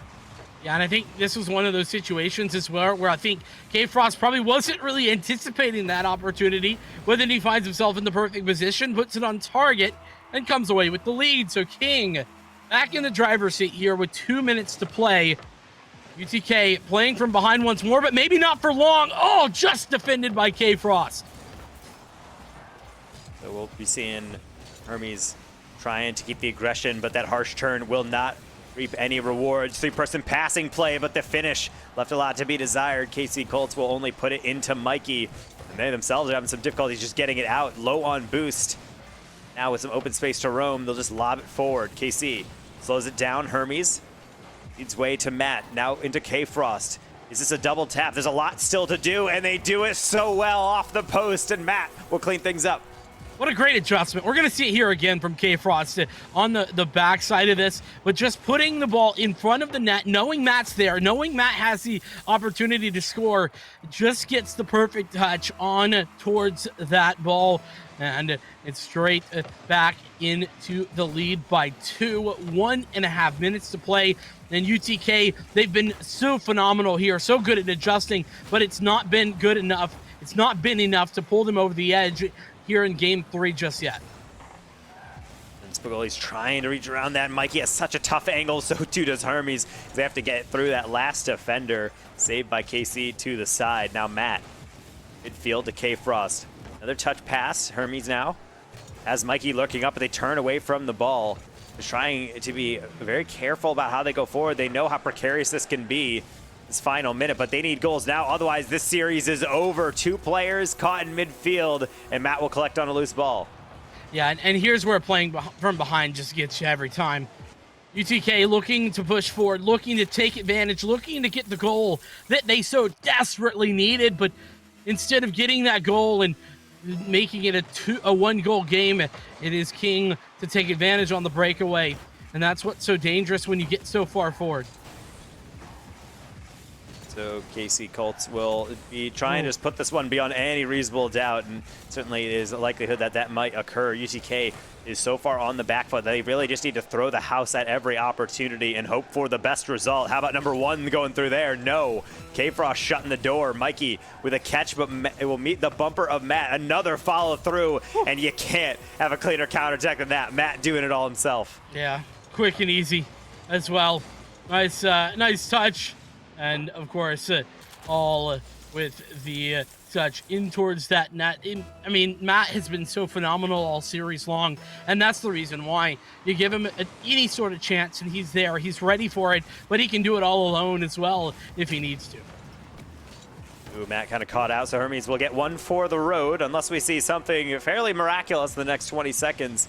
Still the side of King University, but at least something that they can write home about on the side of UTK. Yeah, this is going to be tough. I say it often, but I think this might be over. UTK, I mean, we've seen it before. 3 kickoff goals, but it's not going to happen. In fact, nearly a kickoff goal for King. So K-Frost will spike that one high, but ultimately they're just trying to style on each other, bump it into each other. One more touchdown, but will not find its way in. They do not need anything more. They've won the game. They won the series. And King University being able to march on forward. We had talked about how important this series is for their playoff implications. And King University, I think, put in a good resume of a performance here in the series. Most certainly wrapping up what was currently going to be that second place in the division. Really important, obviously, for those playoff ramifications like you're talking about. And I mean, as we get later and later in the season, these games matter more and more. Early on, a loss, you know, you can come back from, but man, UTK, they're gonna have to make a pretty long road back if they want to get back in that conversation. Nonetheless, King, gotta say, they really showed themselves phenomenally today. They showed that they kind of had the measure of UTK at most of the points here in this game. I think really game 3 was quite close, despite what we saw at the ending scoreline. It was only that last minute or two where UTK really had to, just take chances that normally aren't going to work out, and that's what really made the score line a little bit more dominant. Nonetheless, I think that UTK had some good adjustments over the course of this series, and I think that was pretty impressive too. And so I think going out of this series, certainly a lot of things to adjust for on UTK. Of course, their second loss on the season, taking a sweep. But of course, it's to one of the best teams in their division. King University has been around the block. They've gotten so close to CRL qualification so often. And so I'm happy that we'll be able to actually sit down with one of the players who feels very passionately about their chances as we ready them up. But at least looking forward, when we look at King University, performances like that are exactly what I want to see out of a squad that is looking to make a run deep. It's always kind of a strange thing when you see these players look confidently at CRL and they want to build a team up. I mean, there's plenty of players who are at kind of that mid-champ level and thinking that, no, I can build a CRL team. We're at the point where you basically have to be at the very top of the ranked ladder, along with two other players that are the same, to be able to make a deep run. And so therefore, when King University does play a team that maybe is slightly behind them in coordination, somewhat like an Akron, getting that just clean sweep can be so good for their chances. So therefore, really happy to sit down with K Frost from King University here on the broadcast to pick their brain a bit. K Frost, been a while since I've been able to talk to you. How you feeling after that win? Really solid. Really solid. Excellent to hear. And I know with that next win, you were able to march on. But one thing I really want to touch on with you is that after CRL qualifiers, you guys had gotten so close to being able to get through that qualification, and then you fell just short. And you had somewhat of a call on Twitter of just saying that you guys know you deserve this so much. And how does it feel to be able to go through CSL and really make a statement that you're not here to mess around? You're really blowing through a lot of these teams. Yeah, it feels good playing in other leagues other than CRL, just to know that you could bounce back. For CRL, it was mostly like, it was really draining playing all those series just to come one game off. But like, we know that we have two other leagues that we're competing in, so it's just okay. Talking about this series in general, were you guys at all worried coming into this? What did you guys do to prep for UTK in specific? Nothing really. We just hopped on and we just gave it our all. Comms were high. Energy was high. We just felt good.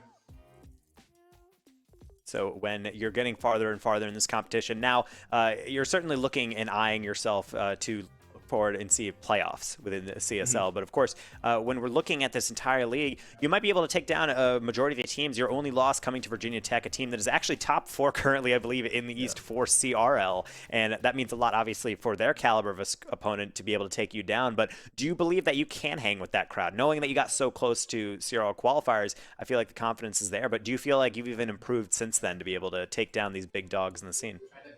100%. Honestly, like, we've improved so much. With me coming in this semester, it's just like, with Sway leaving and me joining, it's just like, we have so much that we're working on, but like the improvement rate of all of us together is just crazy.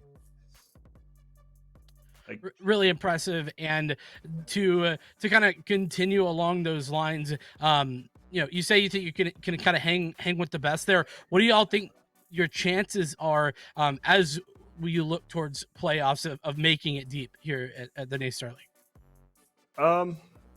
Honestly, I don't really know, but I feel like we have a pretty good chance with our placement. If we just keep grinding, honestly, like, we'll be fine. And that's the one thing that I talk to you is that's a common phrase we hear from players is that, no, we just got to keep grinding, keep playing and all that stuff. But what really goes into that? Is just playing together and getting that chemistry, or are you guys going through that process which other programs have talked about with getting that coaching, or at least having a VOD review to look through and be able to pick those mistakes apart? Like, how do you guys learn after you take a tough loss and move on from that? Is it just shake it off and go to the next week, or is there a special preparation you try to go through? Honestly, we hit it hard the next day. We go over VODs together, 30 minutes, an hour, we really go in depth of what we need to work on, and then the following days are just scrim days, and we play ranked every once in a while. But it feels good, like, to focus on one thing and just like improve on that, and then go on the next scrim, and then just like boom, it's just like we're working on stuff. Well, certainly all that progress really helping out. You guys get another win. Congrats, K Frost. Thanks for sitting down with us. Any shout outs you'd like to give before we let you go? Shout out to Super Sub Wade in the back.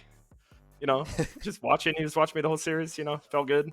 have someone to fist bump every time because my teammate is right there and back there.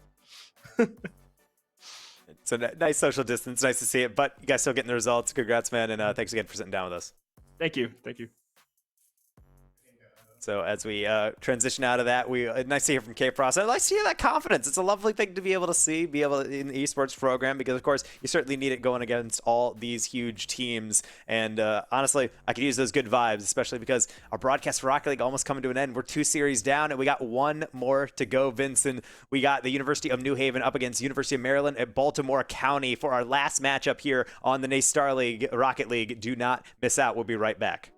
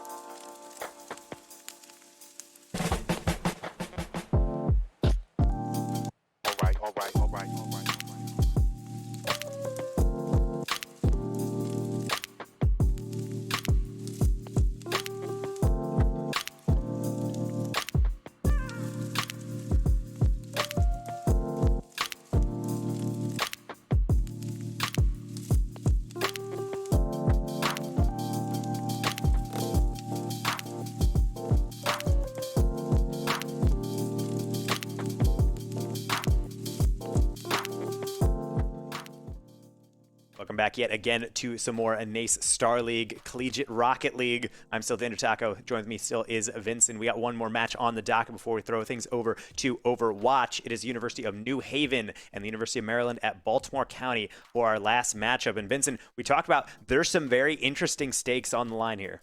That there is. It is going to be interesting. Let's take a look at our rosters before we get into this. It's a bit of a lopsided affair in that New Haven 5-3 at the moment. UMBC are 7-1, and that means that, well, UMBC with a big advantage in this one, but they're also the ones who have those stakes that you were just talking about. Playoff implications are huge for them. Yeah, and when we look at really what the NACE Starleague comes down to, in each division, you're fighting it out to try to get that top place. The first two teams from these divisions are going to be going on to playoffs, so the third getting a chance at least at a wild card. Right now, UMBC are in third, but with a win here, they will guarantee themselves number 2. There's no catching number 1, but at the very least, getting into that bracket, not having to go through yet another gauntlet of rounds to be able to get through that playoff bracket can be such a weight off your shoulders and give yourself a little bit of a break to prepare for the bracket ahead. Yeah, it's going to be important here for UMBC to take this victory, but that's what's the good news. They are the favored team here. Empanada, Izumi, and Carnitas are quite strong coming up against I'm Marzi, Winzy, and Sierra. I think that New Haven, they are absolutely up against the wall here. They need to potentially put up a good fight. That would be the ideal scenario, though I think that playoff-wise, New Haven currently not really in that fight. No, and I think New Haven right now is playing one of the more interesting roles within all of sports or esports, the ability to potentially play spoiler and be able to just bring another team down to earth a little bit and be able to get one more win. It might not be able to help them out, but at the very least, you can just throw a wrench into well-laid plans. Because certainly they're not going to roll over and just take another defeat. They want to be able to advance that record out, get some pride at the end of the season, no matter what the stakes are for the other side. So a lot riding on this game, certainly for the side of UMBC, and we got plenty of games here in this best of 5 to potentially figure it out. We've had 2 sweeps so far. Will that be the pattern of the night so far? We'll have to see. We have game 1 underway. We're going down to DFH yet again to decide the last game here on the Rocket League portion of our broadcast. Yeah, exactly. And as we get started here, this is going to be a good one. The kickoff does go towards New Haven, but it's quickly answered by Empanada. And a long, booming push towards the New Haven side. Then going through, we're starting to see a lot of pace coming out from UMBC, but nothing on target yet. A lot of things glancing across. Winzy had to second guess on that first read. They will be able to survive. Temporary 50, so Marzi. Slow play. And right now, it's just the matter of New Haven getting in a boost to get out of their half. They're very much being locked down. I like the slower play, the confidence to be able to dribble it out. Problem is, if they take too long, it might get dunked right back in their half. They will finally be able to march it down their corner and even get a nice bounce off of it. That's a double commit from UMBC, but they will ultimately be able to get that to mid. UMBC have had the better overall this first minute of New Haven. It's been a lot of shots towards the goal, but none really on target, and that's been the problem. UMBC need to make sure that when they're taking shots, they are indeed on target, and of course, those second opportunities, always a possibility. Be ready for those double taps. We'll see Izumi try to tap it out, but ultimately get dunked. Marzi, they had a cleaner read, might have been a goal, but they will have to face the fact that that ball is going to roll out and now going to be on the defensive back foot. Empanada, a lot of space, early hit, and Winzy is ready for on the backboard. Good staggered defending out of the side of New Haven.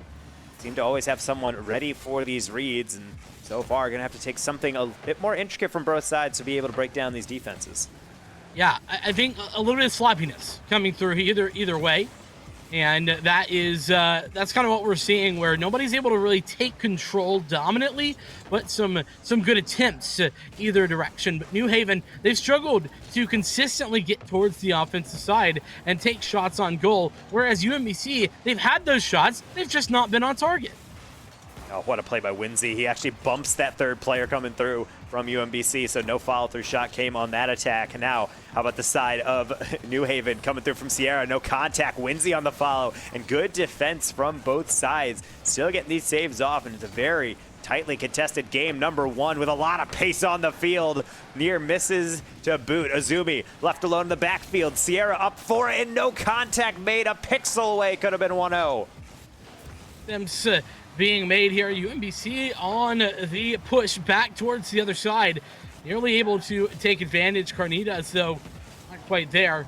Another shot that goes awry. UMBC really need to take advantage of these opportunities before they slip away. A very slight tap by Empanada. It's a patient build-up and doesn't quite work to get the ball out, but at least now Azumi has some care that they can take for this dribble. Not past Sierra and Empanada. Another dunk, Marzi. Quick turnaround, they'll pinch it in place, and it might temporarily work. There's a lot of balls just awkwardly being thrown around and some close challenges coming through, but still waiting for that really go-to. We haven't seen many demos coming through, and oftentimes I find that when you cannot get through a defense, maybe it's best to just try to remove someone from the rotation, see if you can create a gap for yourself. Certainly is a valid strategy, but right now, nobody going for that strategy. Another touch goes awry, though, as this has been stalwart defense from New Haven. Got to give them credit. It's been 4 minutes almost, and despite the fact that UMBC has had so many opportunities, they've never been able to score. It's a double demo from Marzi to maybe open up a New Haven opportunity. Even on shots, and right now, even on goals, still a tie game, and these defensive saves keep coming out. Perfect reads, it seems, on defense for both sides. We'll have to see how long that does last. Azumi with a delayed tap. Beating out 1, but not 2. Sierra into the corner. One more lob around and trying to nick the back bumper of Carnita. Still chasing him down and still cannot vanquish their foe. A good demo evasion.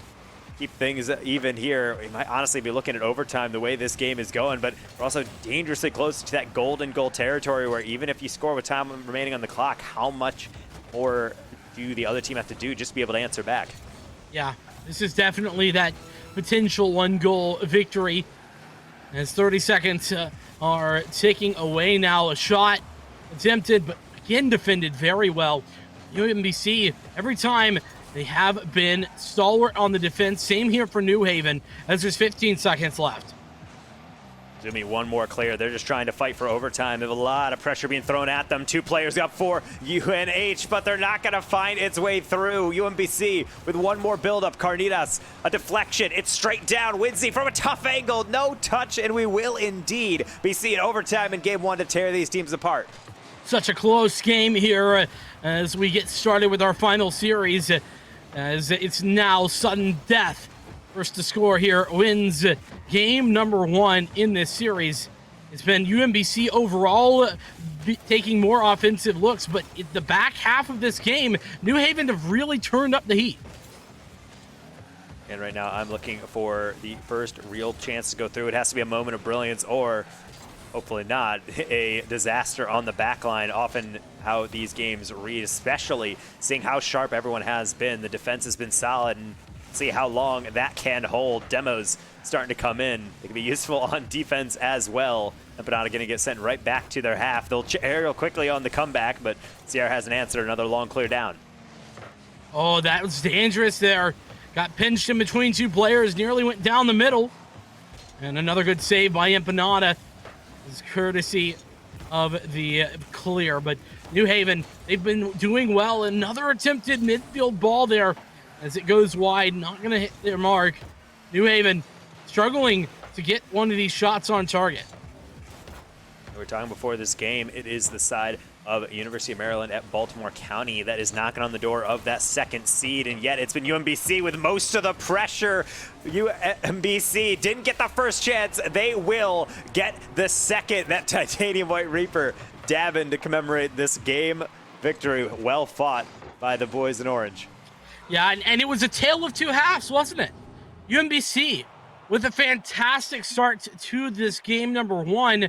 They were the ones who were on offense. They were the ones currently continually applying the pressure.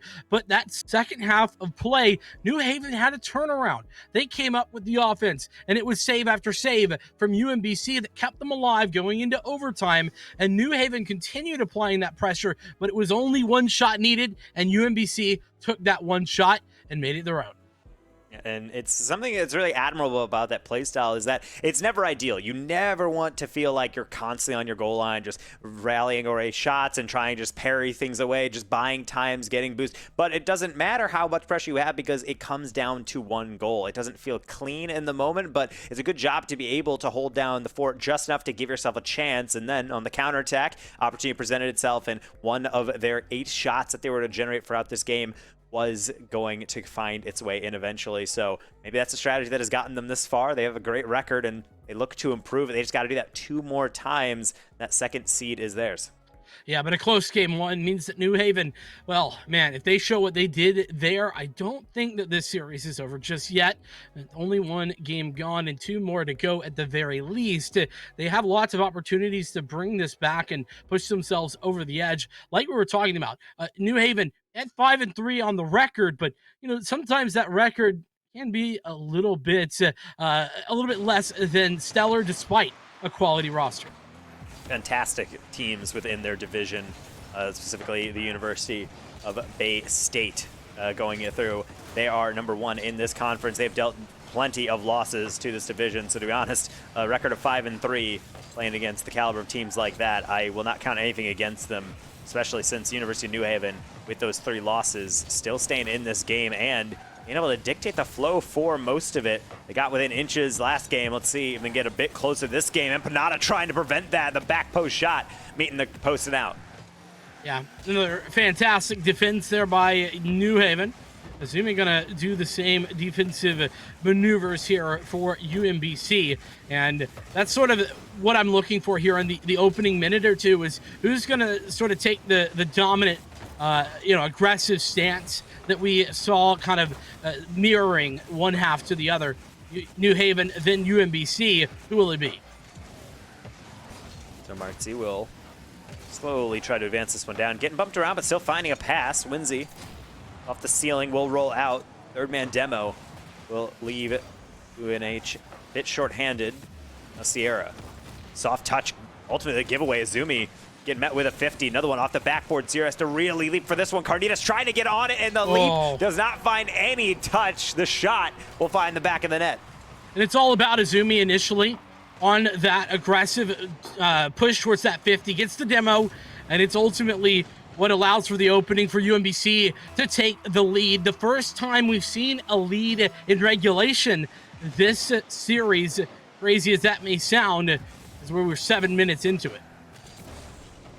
So Martzi will tap a ball down. Sierra trying to get that 1-2 with their teammate, but ultimately will find the ceiling instead.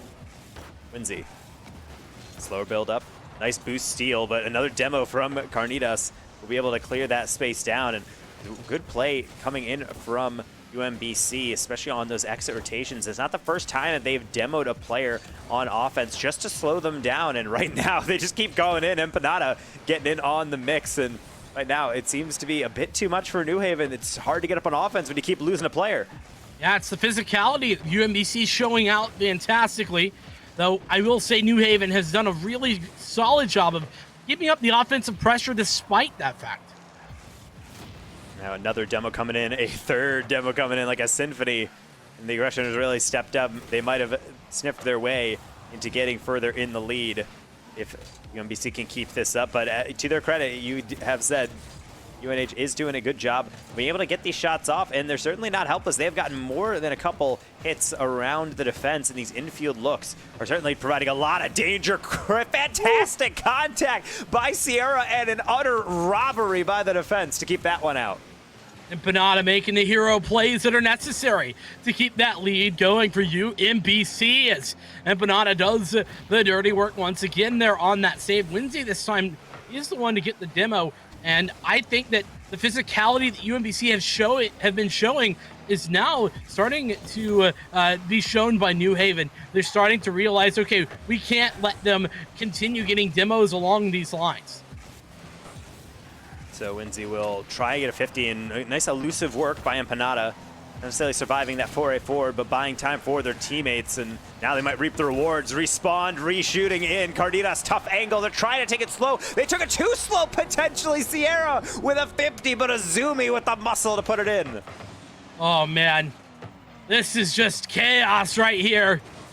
Sierra nearly coming back in time. Like you said, maybe a little too slow on the uptake, but UMBC ultimately walks away with their second goal in this game. And game 2, seemingly equally as close, but a 2-goal lead in New Haven yet to respond. As close as this game is, I almost don't even blame Carditas for wanting to take their time, just guarantee that that shot is on target. I think they realized their mistake. If not for Azumi coming in, I think that ultimately would have been a save on the side of Sierra. Could they get rewarded maybe karmically for a goal? No. New Haven still cannot find that first goal of the series. Not for a lack of trying. Maybe one more is the charm. No, says Empanada. They'll shut the books on yet another attack.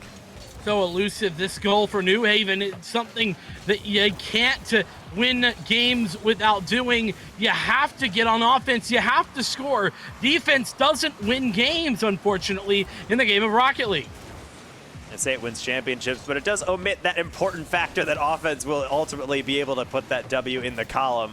Right now, they're certainly playing a lot of defense, but offense has been a lackluster at times. Flurry of shots in the beginning and down the stretch. Seems like UMBC looking more and more comfortable. Demos leading the way of that stratagem. Now, some offensive brilliance. It's a flick pass too. Sierra taking it across their goal. Nearly gets pickpocketed, but it will be saved out for Marzi to carry. Empanada. Nice tap down, and Winzy's gonna have to dig it out from their corner again, but they're gonna need 2 in quick succession in the final 10 seconds, and I do not think they're gonna be that lucky. But as I say that, it's a pinball. It's Marzi downtown. Sierra does not have the angle. They do not have the time, and UMBC set up for yet another sweep here on the stream day. That they do, and well, a little bit late on that touch, able to finally hit the pitch and end things. But UMBC, like you said, with the victory by 2. But again, I hate to say it, but yeah, 2-goal lead, but that was such a close game. I mean, really, University of New Haven never out of that until it got too late, to that 10-20 second mark where it became really, really tough to get 2 goals in quick succession. But nonetheless, you have to go back to the basics, right? You have to get on offense to score goals, and goals win games. So New Haven, despite how often they were able to push forward, despite how often they were able to try and take shots, none of them on target, and, well, plenty of fantastic saves from UMBC. I'm still in awe. Sierra had a flawless redirect going top shelf, and Empanada just shuts the door on that one. So it gets done on both sides of the ball. This time they were able to double their goal output. UMBC taking themselves to a 2-goal lead and as well as a 2-0 in the series. We got one more life here to witness UNH try to dig themselves out of the series. A reverse sweep required. They've kept it close, but need to go even further here in the next 5 minutes. That they do, but this has been a pretty demo-heavy game, all things considered, especially that game, too, when New Haven started to respond. I'm wondering, we're going to see the same thing. Is New Haven now getting a bit more physical, right? We saw UMBC early getting that physicality on, and Empanada doing the same there. So Marzi will try and start things off with just a light tap through. Sierra into Winzy. Marzi waiting downfield, doesn't get a touch, but it's right to Winzy, the far post and off of the post. The best chance, it seems, of this series, and another one just so tantalizing and close it will not find the target. So many opportunities just going that little bit wide for New Haven, as UMBC is still scoreless right now, but up by 2 in the series off the back of some of those crazy close moments. 3 minutes now. I should say 3 minutes and 50 seconds now to play, is still a lot of pressure applied by New Haven. It's Sierra finally able to push one through. The first goal here for New Haven in this series, and it's courtesy of Sierra. I feel like Carnitas was trying something else, and they pass it to the middle almost as a back pass, but then everyone just looking at each other thinking, do you have that? No, they do not. Sierra does. Leap it on the loose ball and do what good strikers do. Put it away under a lot of defensive pressure. They got their lead, holding it a whole other matter, especially with how fast this UMBC roster has become. A triple commit coming through from the side of New Haven, but they will get the clear. Triple commit almost necessary considering there, but nonetheless, New Haven, you're right, holding on to this lead. That's definitely a different matter. A dangerous clear towards the midfield from Sierra. Empanada looking to try and center it once again, does just that, but it's cleared away.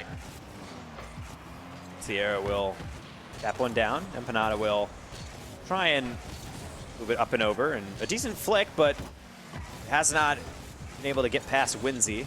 And again, Winsy will be there on top of it. Martzi on the counterattack. Carnitas trying to slow it down, but ultimately it's still under possession of Sierra. Thought he would catch, but instead just threw it forward. Winsy required once more on defense. Empanada, the boost steal. Azumi, hard hit across. A nice defensive structure in the back from UNH. Holds things status quo right now. Quickly approaching halftime as time is really flying by as this ball will continue to ricochet around the field. Still a one-goal game. Yeah, well, UMBC definitely not feeling as if they have enough time right this moment. Considering that this is the first time they're down in this series, it's got to be a different feeling, and the pressure's mounting. They need to start to get on this board, at least tie things up, and give themselves a chance at overtime. Ooh, Martzi, that's a nice clear down to buy them some time and a boost steal. Giveaway immediately after. Will lead the way, though, to Empanada and Carnitas. Do a nice combination. Martzi, the hero again, saves it to the side. No 50. Azumi. Tap it across. Carnitas. Another touchdown. And soft one will be able to keep some semblance of possession. Now Empanada trying to deliver that last ball forward, but will only find the corner. Right now I'm looking for UMBC to get back to that physical play, but right now it seems like their priority is trying to push that ball up off the backboard, but not finding the success they're looking for. Even the infield passes are predicted. Sierra rejection. Azumi gets it past, but will find the back wall instead. Starting to heat up, but still just not quite enough. 90 seconds remaining. So much pressure being applied here. And oh, that might be it. That is it. That's fantastic. Carnitas, the one to pull it off as well. From what a great angle, too. The hard one, but nobody's in that net. Nobody came back for the rotation. It was a big victory against Winsy there. Man, you can almost feel for Winsy right there. They're just trying to dive in and get a 50, but they take the exact right angle, and it's going to deflect into the far post finish. Tie game, 75 seconds remaining. We might be looking at another overtime, or New Haven might have something up their sleeve. One demo, not two. Empanada dodges it, and now cuts it out for a pass. Roller in the middle. Winsy gets it off the near post, and now they're on their horse. Infield pass. Martzi will be cut out by Carnitas. So Sierra will just send one more down. UMBC almost smelling the blood in the water. They're not lacking for aggression. They're still pushing forward, trying to press the issue. They're not getting the favorable bounces, though. It's just enough for New Haven to cut out and get a counter of their own again, though. Finding the post and out. Oh, it's so very close. UMBC aggressive on these midfield 50s, but they get punished. But New Haven not quite on target. That's the problem that they've had all day long. 30 seconds on the clock. It might as well be 0-0 as this game is tied up. Next goal could win it. But, well, it's going to have to be something magical for either side. Ooh, how about that? The infield pass to Martzi. And it's such a beautiful setup by Winsy. Baits it in perfectly. Hard cut and a nice clean finish to wrap things up with 20 seconds to go. And I said something magical, but that's the kind of plays we've yet to see. Those quick pass plays have been a rarity, and New Haven pull it off at the witching hour. Now one more from Empanada. Trying to throw it forward for Carnitas. Will we be seeing a game number 4 or something crazy gonna go down with UMBC with one more shot? That could be the dagger. Sierra's off the post, but now it's just about hitting the ground. It will. There's one goal going through for University of New Haven, putting them back in the lead, and that will give them their first series win and keep them alive here. What a well-played game 3 from New Haven. They pulled everything that they needed to. They got the early lead. They held the early lead, and then when it was tied back up, they did what has yet to be seen for either side. Really, it's been individual plays or kind of chip plays from the corner into the midfield, second attempts, all that kind of good stuff. All that's great, but just a regular pass play. 1-2 on the one touch as well. Just beautiful. You love to see that, don't you? Yeah, and I love to see it. I want to see even more of it. You had mentioned that is something we have not seen much from these teams. It's mostly pretty basic backboard reads, just trying to pressure the ball, maybe get some demos and clear some path, but we have not seen that infield square passing, and I think University of New Haven making a great case for why those teams should be breaking it out a bit more often. Kicking off game number 4, they got a win under their belt, and now New Haven trying to engineer the entire reverse sweep. Such a daunting task, but at least they have the first step on that journey. That's right. 1 out of 3 games in that direction already there. So now they can certainly start to make that a little bit easier. Sierra making some moves there in the corner are going to be denied. A bit of a double commit, but I think Carnitas is trying to get back and get some boost. Sierra will try to make sure they waste that with a long ball forward. Triple commit, but now a giveaway. Carnitas, they're not going to miss from there. It's a long ball down, and it will find its way through. Huge shot here from Carnitas, finding his mark. And this has kind of been what has been missing, I think, from both New Haven and UMBC all game long, all series long, is those long booming shots. They've been off target. And finally, Carnitas able to put one on the goal. Means that, well, UMBC have a huge lead. I think the one thing that I get a bit worried about when I see teams start to look toward those passes is that when you try to force a pass before you really have contact or confirmation that your teammate is truly there, you have infield passes that tee up a defender for that long clear like Carnitas. He's almost like waiting for that exact play. He's able to bury it with some clinical efficiency. So now it's going to be an even tougher task here for New Haven. They have to dig themselves out from a deficit, something that has proved very difficult in the past when they have not taken the lead first. That's true. But with that said, this is a different New Haven look. They've looked a lot better as they've continued in this series. Game 1's a long way away, and that's where they really did struggle. Being said, 3.5 minutes ticking here as UMBC, all they have to do is hang on to this one goal, and they're golden. Azumi with a demo forces Winzy into action.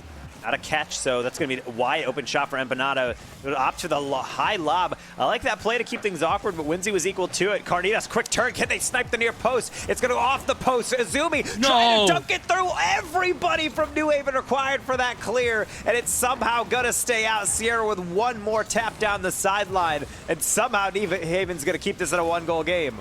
UMBC are absolutely just horrified at what has just gone through as New Haven somehow come away with the clear despite the fact the ball nearly pretty much halfway in towards that goal. Carnitas, that's on target. No one's there. That's the second one for Carnitas as they pull it back. UMBC, they're looking to close this one right here and right now. That is a textbook clear from Carnitas, flawlessly timed, getting it on the power shot right after the bounce. And unfortunately, even with a player all the way at midfield, there's almost no reacting to that. You have to plan in advance. They did not see it coming. But they are certainly trying to foresee some form of comeback here. They got half of the game to go. Otherwise, this series is going to be all over. UMBC just trying to play it safe and keep up that pressure. Yeah, but right now, honestly, UMBC, they don't have to do anything. They just have to play defense. That's all they've got to do. Right, and this is where your statement, defense wins championships, and this is where that comes in.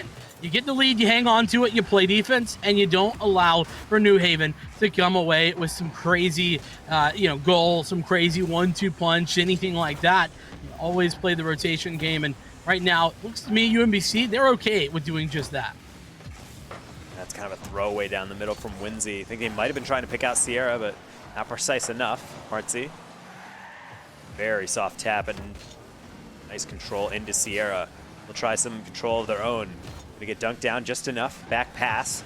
Now Martzi, refueled, will take to the air. Empanada pre-jumping that one, not getting the contact, but They trusted Carnitas. Good staggered defending out of the side of UMBC. They need one more on the challenge. Winsy was lurking. So too was Azumi. Good saves coming through, and so far defense looking fairly stocky on the side of UMBC. This is why they're such a quality team. They've been able to pull out series like this despite the adversity. Just got to do it for 60 more seconds. They have guaranteed themselves a second seed within their respective divisions. Such an important minute they have ahead of them. Yeah, this is definitely going to be the most important minute I think they've probably had this season thus far, considering what it means for their season. 45 seconds to play. All they've got to do is keep New Haven from 2 goals. Easier said than done, but so far they're doing a good job of not necessarily playing a fantastic defense, but just being able to waste this time, put the ball in weird positions on offense, and it's slowing down the transition, forcing Marzi to do some risky things, using their own crossbar to get some semblance of a clear. Now Winsy on the follow-through, gonna get beaten out just barely by Carnitas. Marzi again will go over the top of Carnitas, and Marzi will be able to potentially get something on it, but the pre-flip is not there. Another deflection. Can this be the dagger? It's Empanada lurking upfield. The double tap isn't there. Carnitas' follow doesn't go through, but ultimately that is going to tick away those final seconds. There is no comeback here. It's going to be a UMBC victory, taking this one 3-1, and they are your second seed within their division. Absolutely fantastic play from UMBC. That being said, I will say that New Haven, good to get a game there on there. They did make adjustments as they continued through, but it just wasn't quite enough. They couldn't move forward. They couldn't make those offensive maneuvers, and UMBC showed that once they got the lead, they were very much able to keep it. Through specifically that final game, game 4 and game 2, they showed that in style and in spades. It was very impressive to show what they said that they were doing, and I think that really goes to show why they are that second seed, why they're able to clinch that out. And I think the one thing that really speaks to me about that game is that in the beginning, it felt like UNH was keeping their play style and really trying to force the issue, but they weren't overcommitting. We weren't seeing anything too crazy, but down the stretch, you could almost see that slight mental shift. They're pushing up a little bit farther. They're maybe throwing the ball a bit more riskily forward, and it opens up into just an infield pass that gets away, and that leads to Carnitas' goal. The second one, a long ball, they all push up, not anticipating a long clear, and Carnitas sends it down yet again. It's those tiny things about remaining consistent, knowing the play style you want to play and sticking to it that I think got away from them a bit down the stretch, whereas UMBC didn't take too many adjustments. They just trusted in the system that they had laid out, and I think it started to pay dividends down the stretch. Yeah, and I think what kind of led into that for New Haven is that in game 1, they played their game, right? But they couldn't win with their game in game 1, and they maybe got a little bit a little bit questioning, hey, is this the right thing to do? And well, they found some success getting aggressive. That 1-2 punch, that pass play in the third game, it really showed success, and well, that little bit of success, I think it got to them. And that's what opens up those long ball plays that you're talking about, that all it takes is that little bit too far forward for UMBC to take advantage. And yeah, Carnitas doing a good job, but remember back in game 1, those shots were not on target. Good adjustment from UMBC, really did take some time and make those shots count when they came through rather than go wide. So I think it's really solid from UMBC to do just that. And I definitely thought there was periods in which we had referred to this earlier with King University, is when you have these wins coming through and you have these great records amassed within the competition, and then you start to struggle in a game, it can be kind of tough to really pick apart, like, is this a team a real contender? And even though we did see some fair degree of struggle from University of Maryland at Baltimore County, it seemed like even though they were under pressure, I never felt like they were reeling. It never felt like they were busting out a bunch of triple commits, or felt like they were desperately reaching for a lot of things. It felt like they were fine, just sitting back, clearing the ball through. And yeah, it was hectic, but they always had control of the game. Even in their loss, it really came down to a moment of offensive brilliance, picking out a flawless pass in the midfield to break them down. And to be honest, I think it's a very interesting play style to see, just a team that trusts in their teammates enough to rotate cleanly through and to be able to get that W. And fortunately, we'll be able to pick the brain of one of their players, a player I don't like to say before dinner time, Empanada from University of Maryland at Baltimore County. Empanada, how you doing? Good job on that win and solidifying that second seed. Doing great. Yeah. We're glad to finish out the season pretty strong. We felt we played pretty well today. Rotations are pretty solid. Got some shots on net, and turned out well for us.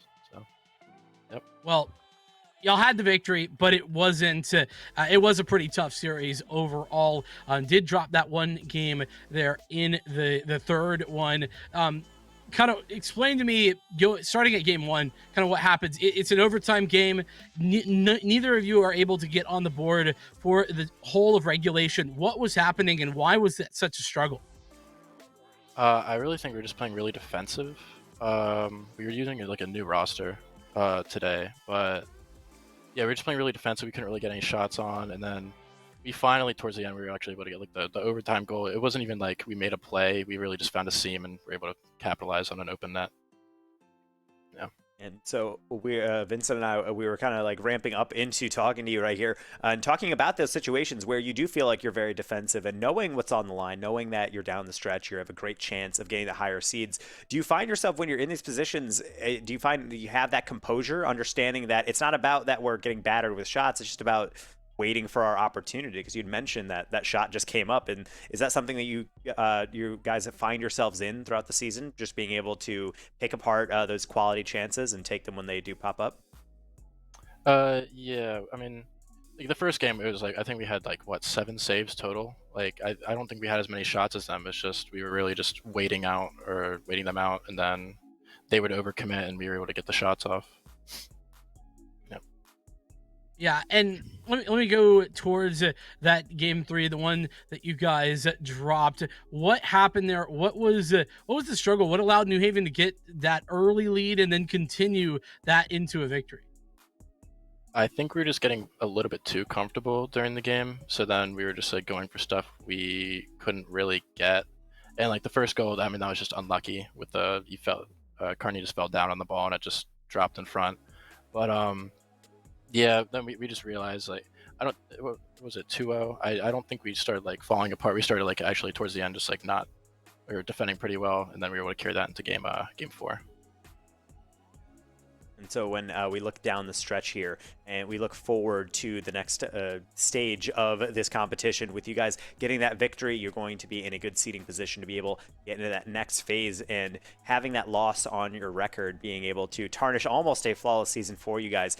What are you learning from those losses and those difficult games when you come through these series? Like, what is going through your guys' head as you're thinking about how you're going to prepare for all these top teams you might be facing in playoffs?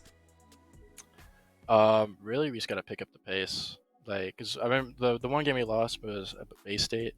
They were just outplaying us mechanically, and just speeding past us. We just couldn't like keep up. But further into the season, I feel like we're just gonna be able to keep up with them now. So we've gotten some good games in. Yeah, certainly no shame with Bay State. They are wrecking a lot of people right now within CRL, yeah. But you guys put up a good fight for them, and honestly, I'm sure you'll see many teams like that in the future. But you played well here, got that victory, and Panada, thanks so much for sitting down. Any shout-outs you want to give yourself or anyone else around you before we let you go? Yeah, just teammates, Carnitas, Izumi, Dav, and then Coach Hornet, and then just chat. Always chat. Yeah, that's an entertainer right there. Shouts out chat. That's what you got to keep in mind. Empanada, thanks for joining us. Yep, thank you for having me. And so all good things have to come to an end, Vincent. Unfortunately, that is the final match here for NACE Collegiate Rocket League. But luckily for everybody in chat and fans of esports in total, we do have Overwatch coming up next. Vincent, my friend, always a lovely time spending time in the booth with you. Yeah, it's been a fantastic one, and some nice games as well. Some good games, though we did have some dominant ones as well. It's been a good one, but we'll make sure you tune in to Overwatch. Like Jeff was just saying, we are having that coming up right after this break.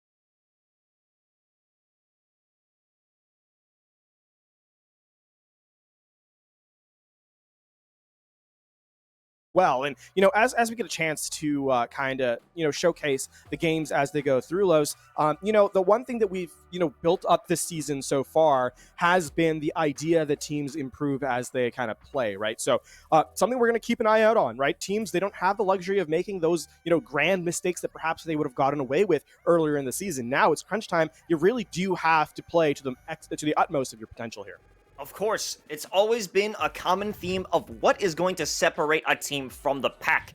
Is it a misplay that causes one of your healers or one of your flankers to get caught out and leave you without some damage? Or is it properly coordinated ultimates? If you can combine all of these, well, you have to combine all of these, actually, LaFond, if you want to make it through and get to that conference play-in position, because whoever comes out secures that spot for themselves. Absolutely. And I mean, in this instance, the question really isn't. Early in the season, I would give passes to stuff like, watching teams not get ult coordination down, right? That's something that we're a little bit more lenient on earlier in the season, as we should have been. But now, as we get set towards the end of the season, right? I mean, this is the last day for that regular season play. We really can't do much of that anymore, and that's kind of what we're going to get set for early. I have to also highlight where the map behind me right now. They teleported me midway through, and that's where we're going to be starting off our first game. Wow, wow. Is this the actual first time we've gone to Ilios? Is this second. The first time? The second. Well, okay, I clarify. You said Ilios. First time we've gone to Ilios. Second time we've gone to a different map as our first map, just full stop. So, yeah. I'm excited. I'm so happy to finally see a new control map. No disrespect to the teams that love Lijiang Tower, but come on, you gotta. No, you know what? I'll do it. I'll call them out, guys. You're not original. Go somewhere else. There's a lot of maps in this game. Go to Busan. Go to Oasis even. Literally anything else. Lijiang Tower's getting old. Oh man, thank you, whoever picked this map. I'm so happy. I really appreciate it. I mean, we needed a fresh start. And what better time to do it than the last week of the regular season? Yeah, and I think what's going to be really interesting about this is we kind of get, away from the little bit more of the jokes into actual, analysis here, is that for the first time, we're going to see an initiation by either squad, no matter which stage we get to, whether it be Ruins, Lighthouse, or Well, we're going to see strategies that don't work or don't play out nearly the same way as they would have on Lijiang Tower, for example, right? Lijiang Tower, much more linear in its style.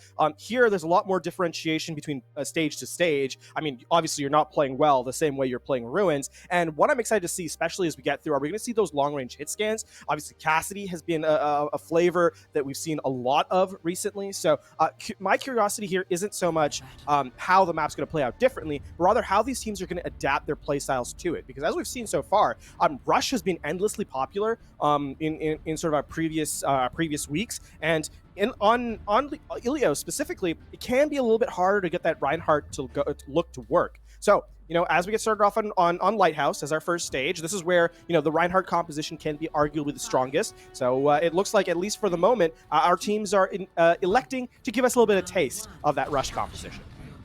Yeah, well, I'm excited to see it, especially just here on Ilios, because we've never seen teams try and perform a new style compared to, whether it be Lijiang Tower or Busan, which we actually saw one time, as well as Oasis. So let's quit talking and get it popping, as there's a bit of control in that medpack area, but nothing really serious, as Messiah University is just looking to hold onto that balcony for now and probably get some chip damage in. Yeah, you'd like to see Messiah path a little bit faster to the objective, though. This composition is a little bit stronger in close. And playing on the high ground here, yes, it gives Cassidy time to farm, but, I mean, Brian and Strand are going to get this objective first, it looks like.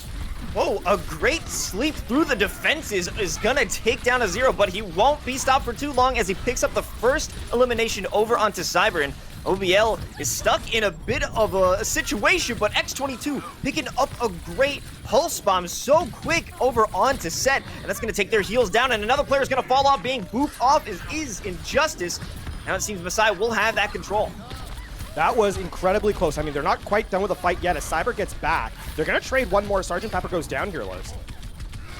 Cyber barely. Oh, no, he couldn't hold on to it as well as he would have liked, and Messiah keeps holding it down. Yeah, that's going to be the reset there. In this instance, it was actually Messiah University who gained objective control first. And obviously, when they're able to do so, they're able to extend that fight in their favor. Real Joe going down spelled disaster for the moment, but coalescing around the remaining Lucio gave Messiah University a lot more sustain. Keep an eye out here on the Duplicate and the Dragon Blade, as both are online early. Ooh, Everlong will swap over into the Cassidy to try and potentially get some flashbang damage. Does connect the flashbang, but hit with one themselves. Here comes the Deadeye, but it isn't able to get anybody. It does actually demech the Diva, resulting in potentially an elimination following up, and it will be as the rest of Brian and Stanton works to destroy Messiah's defense.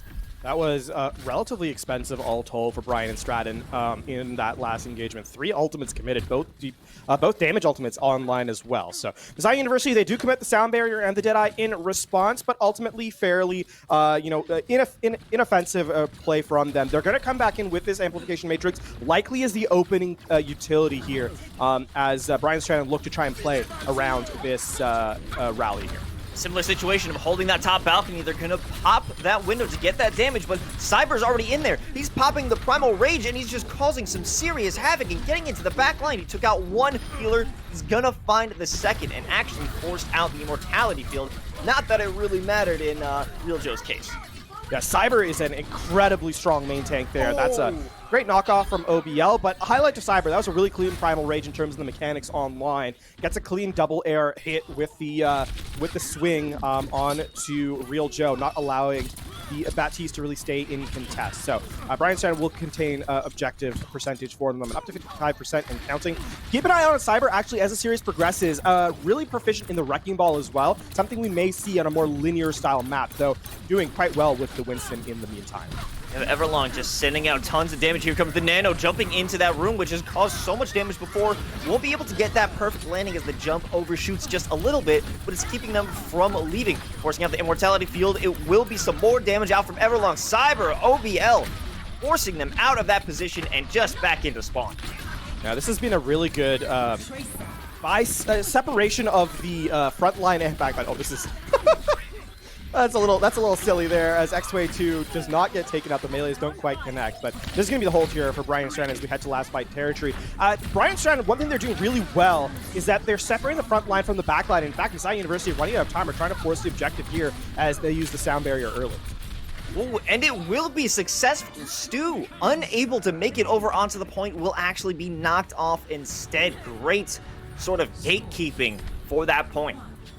Yeah, excellently done there from BSC in the last or in the first round of Ilios as we get set to go to well. And I think one thing is once BSC got control of the objective, they really did not allow the front line of Messiah University to get in to contest in any sort of manner, right? We saw Cyber often playing up super aggressively, sometimes with Slater, sometimes with Everlong, oftentimes alone, and still finding value in taking down Real Joe, for example. So BSC playing off that high mobility composition. We're going to see, the extremely popular in seasons past composition here from BSC as they go over to this Sombra. Keep an eye on Slater. Slater has a very, very strong Sombra as well, able to farm up the MP incredibly quickly. And on the high health pools of Messiah University, that could come into play very soon.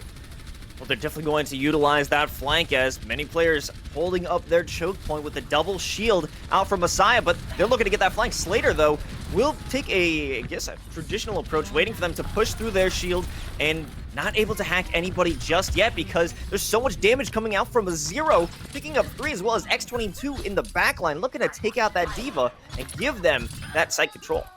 Highlight to Real Joe actually as being the hero of that fight. Yes, A0 got the majority of the damage throughput, but the anti-nade early made things really, really difficult for Brian Strand in terms of the sustained throughput. Excellent kill there from X22 onto Everlong, and Brian Strand will go back to the reset here. No changes early as, continuing to play in. Oh, great hack from Slater. Almost gets the one clip on Stu, but forced to recall and, keeps the team alive here.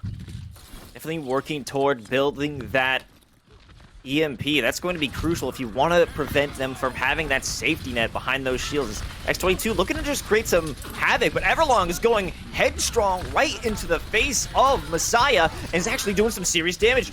Picking up one at least. We'll need some support from his squad, but that vamp from the shotguns are doing quite well to keep them in the game. The Reaper is such a healthy character when you consider the amount of lifesteal that Everlong has, as well as the fact that Set is backing them up with the healing from the Moira. Now, the point will finally tick over to Brian Stratton. This is where Messiah University got to in their last point in terms of percentage gain. So looking for the retake here. They're going to have a ton of ultimates. Nano Boost online, not given a chance at all by Set with the Coalescence. Here's Cyber jumping into their line as always, but Set with the Coalescence is actually the hero of that play. Cyber did cause a bit of a distraction, but really, Set was doing some crazy healing and damage to force them out of that. Bit of a problem for Messiah University that it only takes the Coalescence to hold them back. Slater has the EMP online. You can see the Scout. They're going to go for an aggressive play here with Cyber following in and coupling with a Primal Rage.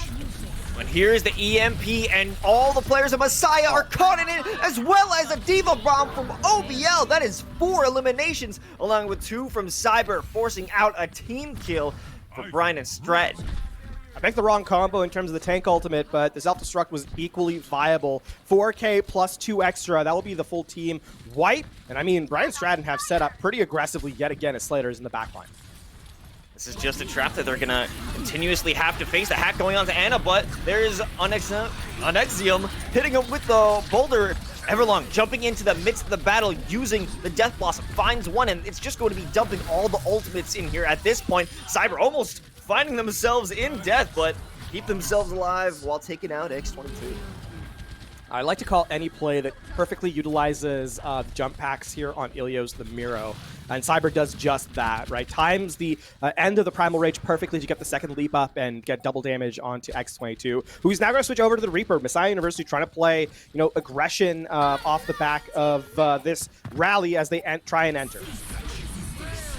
And here it is with the Supercharger. It's going to be met with a Coalescence. A 0 is taking some serious damage, but holding it down on that balcony, trying to support his teammates from that position, but he won't be able to do too much, but it's going to be up to X22 and Stu, who put out the serious damage to retake the objective. Yeah, that is going to be the point taken as Sergeant Pepper, swings about in elation. However, this is going to be the unfortunate thing that it took everything that Messiah University had in their back pocket to recontain the objective. And now, with EMP coming online, I mean, Brian Stratton have a win condition established, and there's no defensive utility here from Messiah University, short of just a shield bash from Stu. Slater just 5% away. It's only going to take a few shots before that EMP is available, and there it is, locking out everyone from using their abilities, but X22 doesn't need them quite yet. However, the clapback from Everlong using Reaper does find a few OBL jumping into the midst of them, but it is absolute chaos in this mosh pit, and somehow Bryant and Stratton come out on top. Well, not somehow. It was pretty obvious. It was a great play by them. Yeah, Slater with the EMP just shuts down any chance at healing, defensive utility, and then the Reaper can come in Everlong with the damage throughput. Slater a little bit quieter on that point than I kind of expected, but ultimately, I mean, you have 2 EMPs in essentially 2.5 fights, 3 fights. It's pretty good. This is the combo, right? 4 kills. It was, 4 plus a 2 extra. Cyber, comes in with the first and last pickup.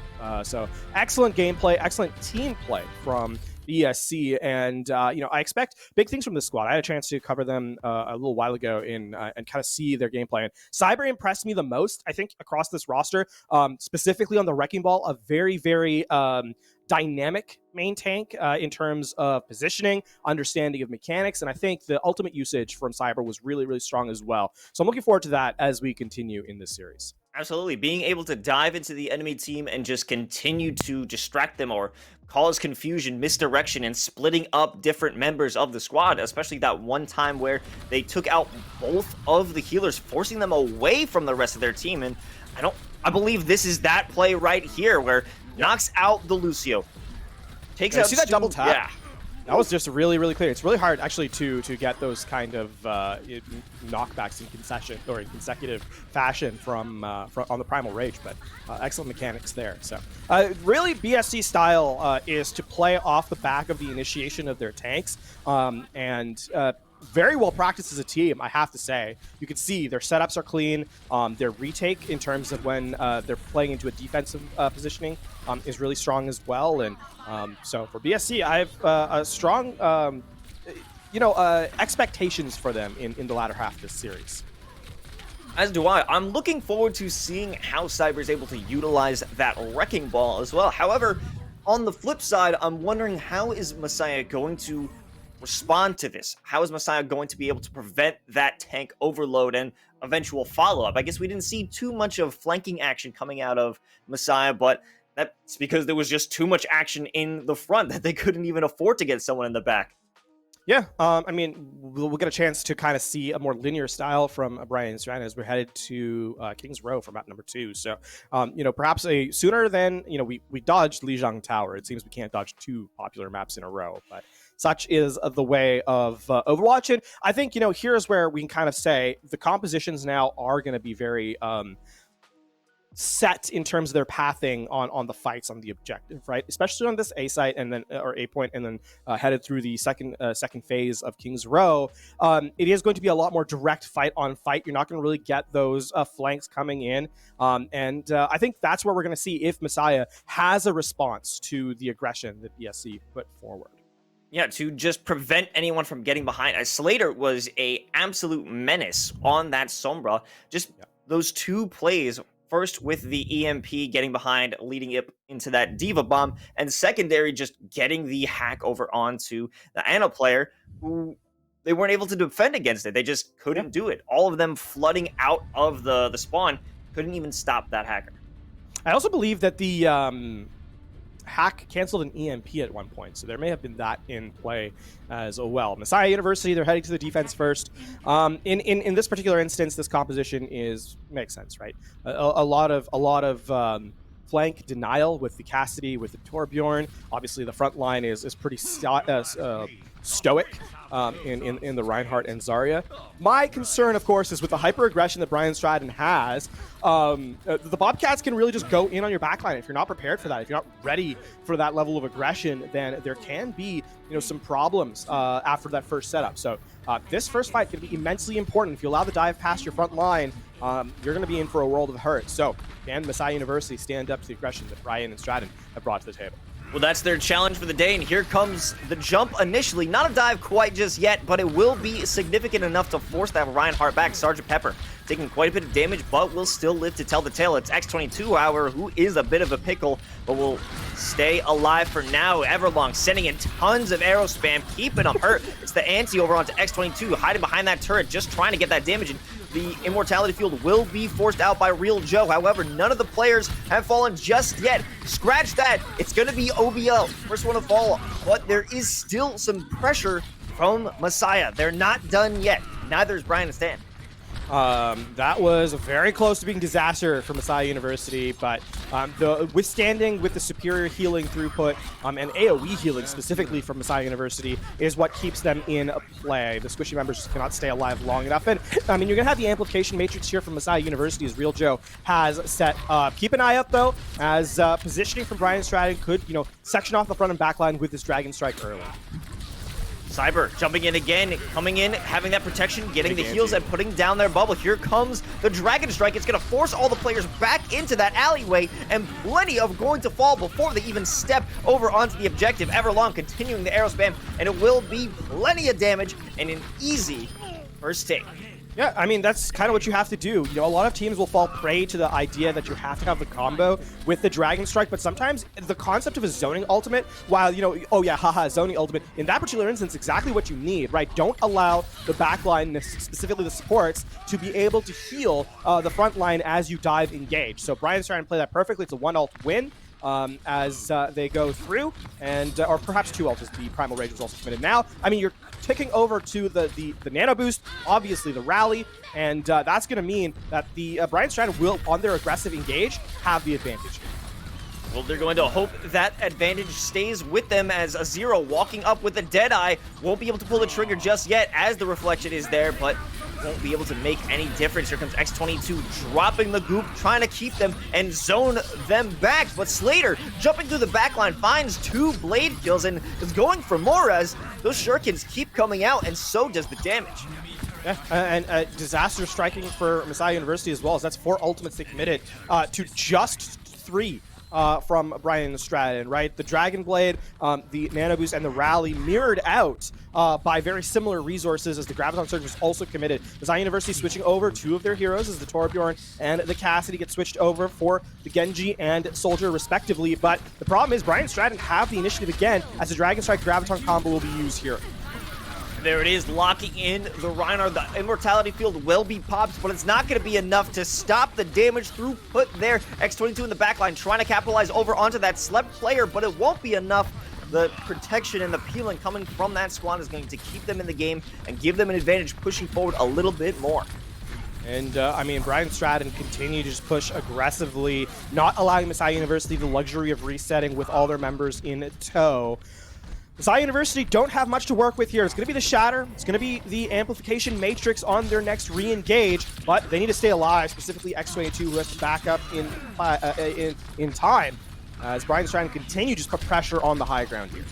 22 trying to win that Genji battle, but it isn't going to be too relevant as the Amplification Matrix comes down, but behind that will be the Winston with the Primal Rage. I do believe he might be knocking somebody off, or at least knocking them out away from the fight. All this smacking is keeping them away from utilizing that Amp Matrix and is stopping them from even engaging in the fight on the payload. You can see how far everyone is flying from the fists of Cyber in the Primal Rage, staying up against the spawn, and this card's just going to roll in here, Rally notwithstanding. Wanted to mention that body block coming out from Cyber, preventing X22 from even getting back to retreat to potentially heal up. Not that it mattered, but it was just another piece of the puzzle to stop that damage from having any effectiveness. That, yeah. It's just excellent play. Tempo, positioning, aggression.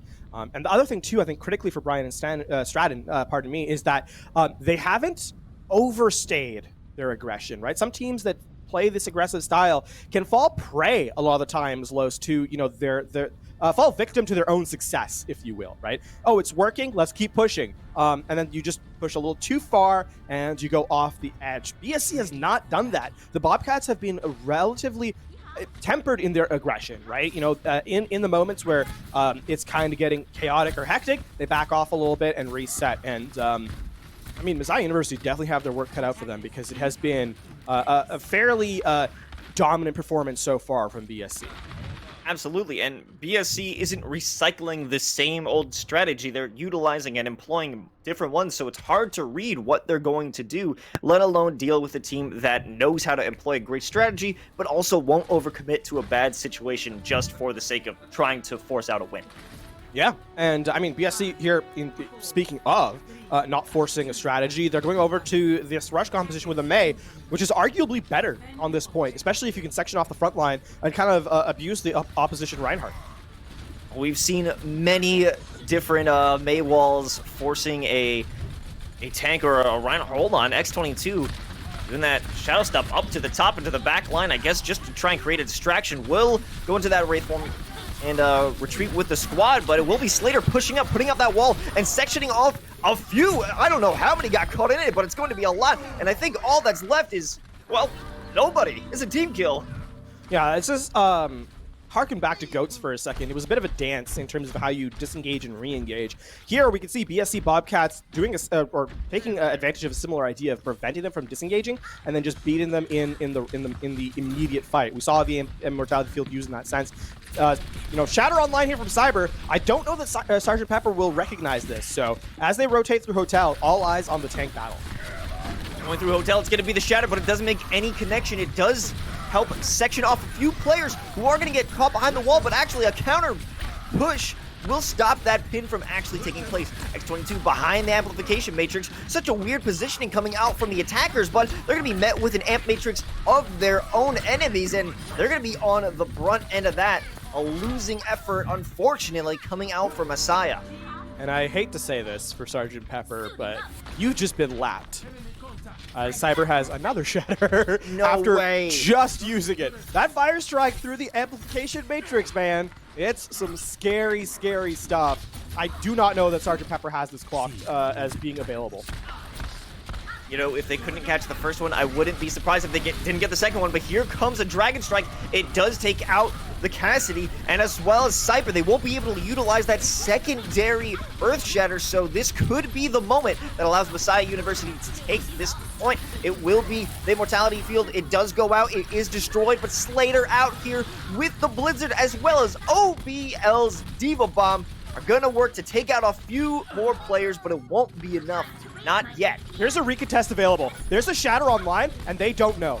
Oh my god, and they might not be expecting it. There is the Death Blossom committed, but from a distance, it's Everlong getting the headshot, and there is an Earth Shatter. It makes no connection. There's one on the side of Brian and Stratton. If they're going to utilize it, not even necessary. That was such a strong play. And I mean, that is something you don't see very frequently. BSC, though, calm under pressure, recognize they have a combo in play, and I think Messiah University thought they had won that fight, and so kind of let their guard down. The Blizzard actually gets used, and then the self-destruct, you know, when frozen, the Reinhardt can't keep the shield up, and so that makes it so much more deadly for Messiah University. Brian Stratton play their cooldowns perfectly for the, you know, disadvantaged retake. now Cyber still has that Earth Shatter available, does come through, it takes out Sergeant Pepper, and now a pin following up onto Unhexium, and it allows that DMEC and destruction of that offense attempt. I'm gonna harken this to any team that is playing against BSC in the future. This is a team that loves aggression, right? If you give them an inch, they will take that mile, and the retakes are where they love to do that. So Messiah University have their work cut out for them. I mean, they're gonna have resources back, because it's only the amplification matrix on the defense, whereas Messiah University has a little bit more resources available to them. However, it's all about execution as Dragon Strike is used early. Slater in the backline, this Doomfist running riot. Ooh, Slater picks up one, but will be taken out by Real Joe. But after doing some serious damage, it's almost, there it is. It's another team kill. This is unbelievable, LaFon. 10 seconds left. I don't know that there's anyone who can even touch. 7 seconds. Counting down. Tracer gets to the point, has to go the long way around, self-destruct in the air. Oh, That will be the map. As a BSC Bobcats, they take map number 2. Messiah University thought they had it. They really thought they had point A, and Brian and Stratton shut them out. Cyber, play of the game. Honestly, I think player of the map. And so far has been the leader in the match in terms of players who have done, they're more than their fair share. Yeah, there it is. A huge double fire strike kill through the Ant Matrix. And to top it off, a nice whack over onto Sergeant Pepper for good measure. Yeah. That was just a dominant map out from BSC. And I'm just wondering, how is Messiah going to be able to come back from this? What do you have to do to beat this insurmountable squad?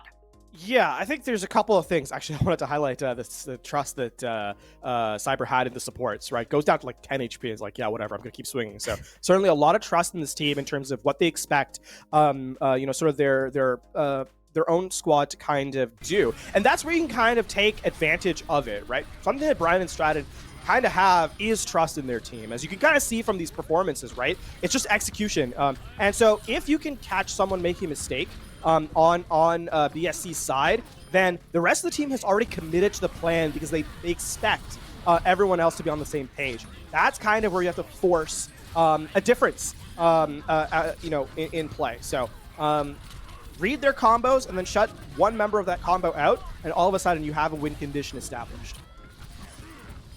I believe that just getting into that flanking position, they've never been able to do that on the side of Messiah. If you could remove the healing factor, because like we said, Cyber was on death's door, but the confidence in the rest of the squad to keep them in the game is exactly what they needed to win the game. So if Messiah can figure out how to get into the backline and really deal with those healers, which, have gone a bit under the radar at this moment, but they've just been doing a great job supporting their squad. If they can take that support out from underneath BSC, that might be the key to winning their next few team fights.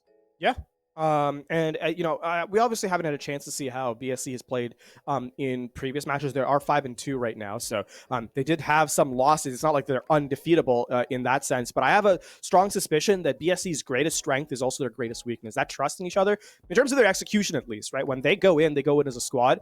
If you can, as I said, take a part about it, support out of it necessarily, then all of a sudden it becomes a house of cards that has no real place to kind of situate yourself. So you have an element of a win condition. Now you have to execute on it. You do have map number 3, Junkertown, as our escort look. And so, one more chance here for Messiah University to try and bring this one back. Every map from here on out is a must-win situation for Messiah University. Otherwise, BSC will finish their season at 6-2, while Messiah University will fall to that 5-3 scoreline. Over on Junkertown, we've seen quite a few sniper matchups where it's just dual snipers trying to take each other out. But I don't know if, from what I've seen so far, is sniper really a composition that either of these squads are willing to take up from what you know of BSC? If I'm BSC, I don't go to the sniper composition. Slater's arguably weakest, look is the Widowmaker.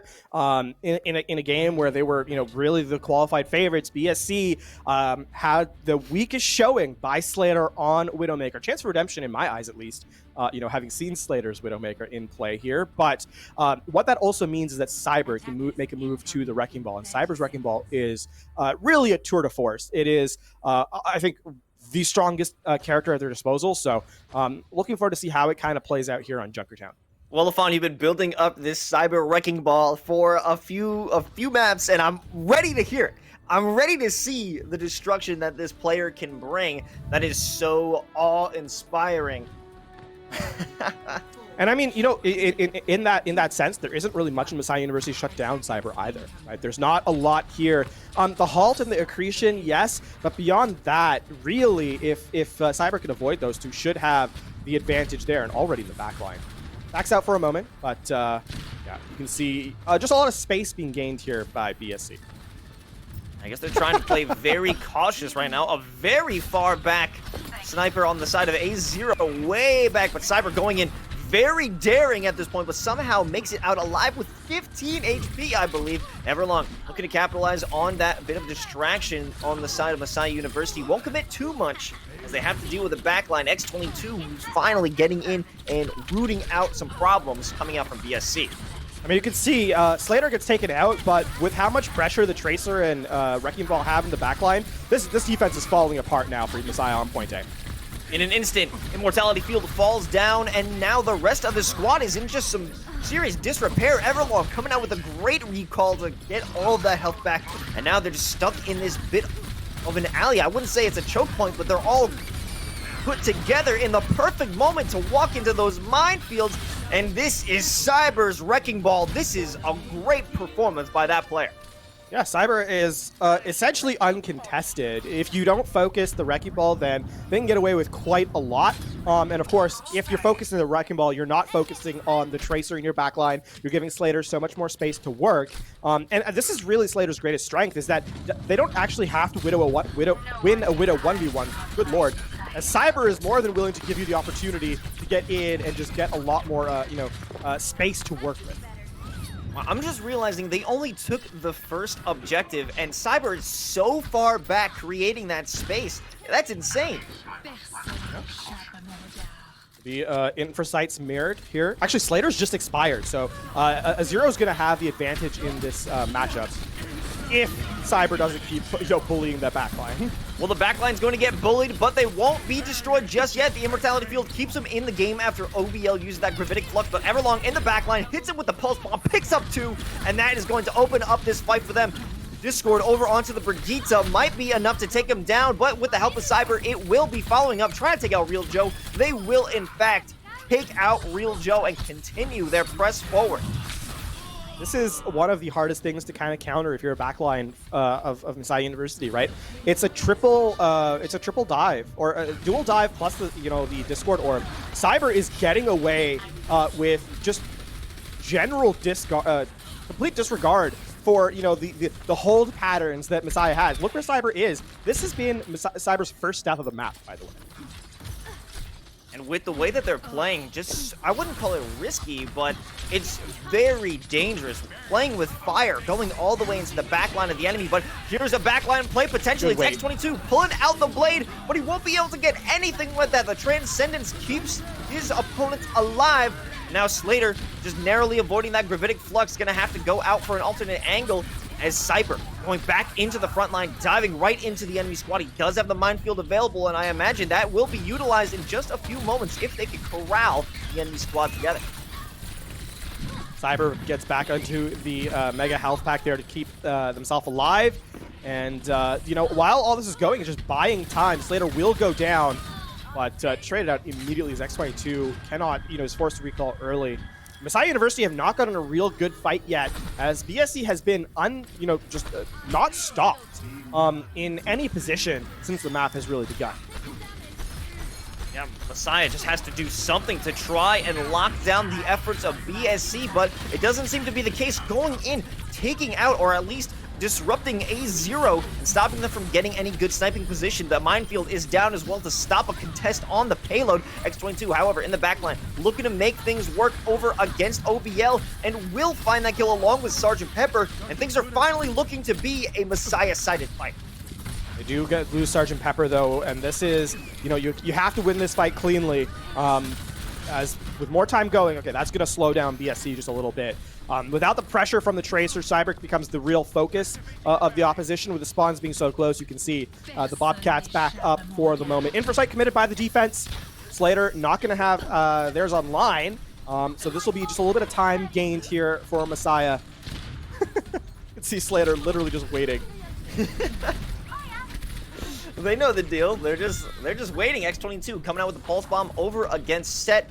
It will be helpful, but at this point I don't think it's going to be too much of a difference maker. Just going to have to wait until the next fight. And it will be OBL with the Gravitic Flux. They're going to be dropped right onto the Immortality field and now knocked up by Cyber. And this is going to be another deep commitment by Brian and Stratton College, and they are seeming to have control in the scenario so far. Slater swinging around from the top rope, looking to get the snipes. X22 coming around once again, doesn't have too much to work with. It's just 2 tanks against that 1 Tracer.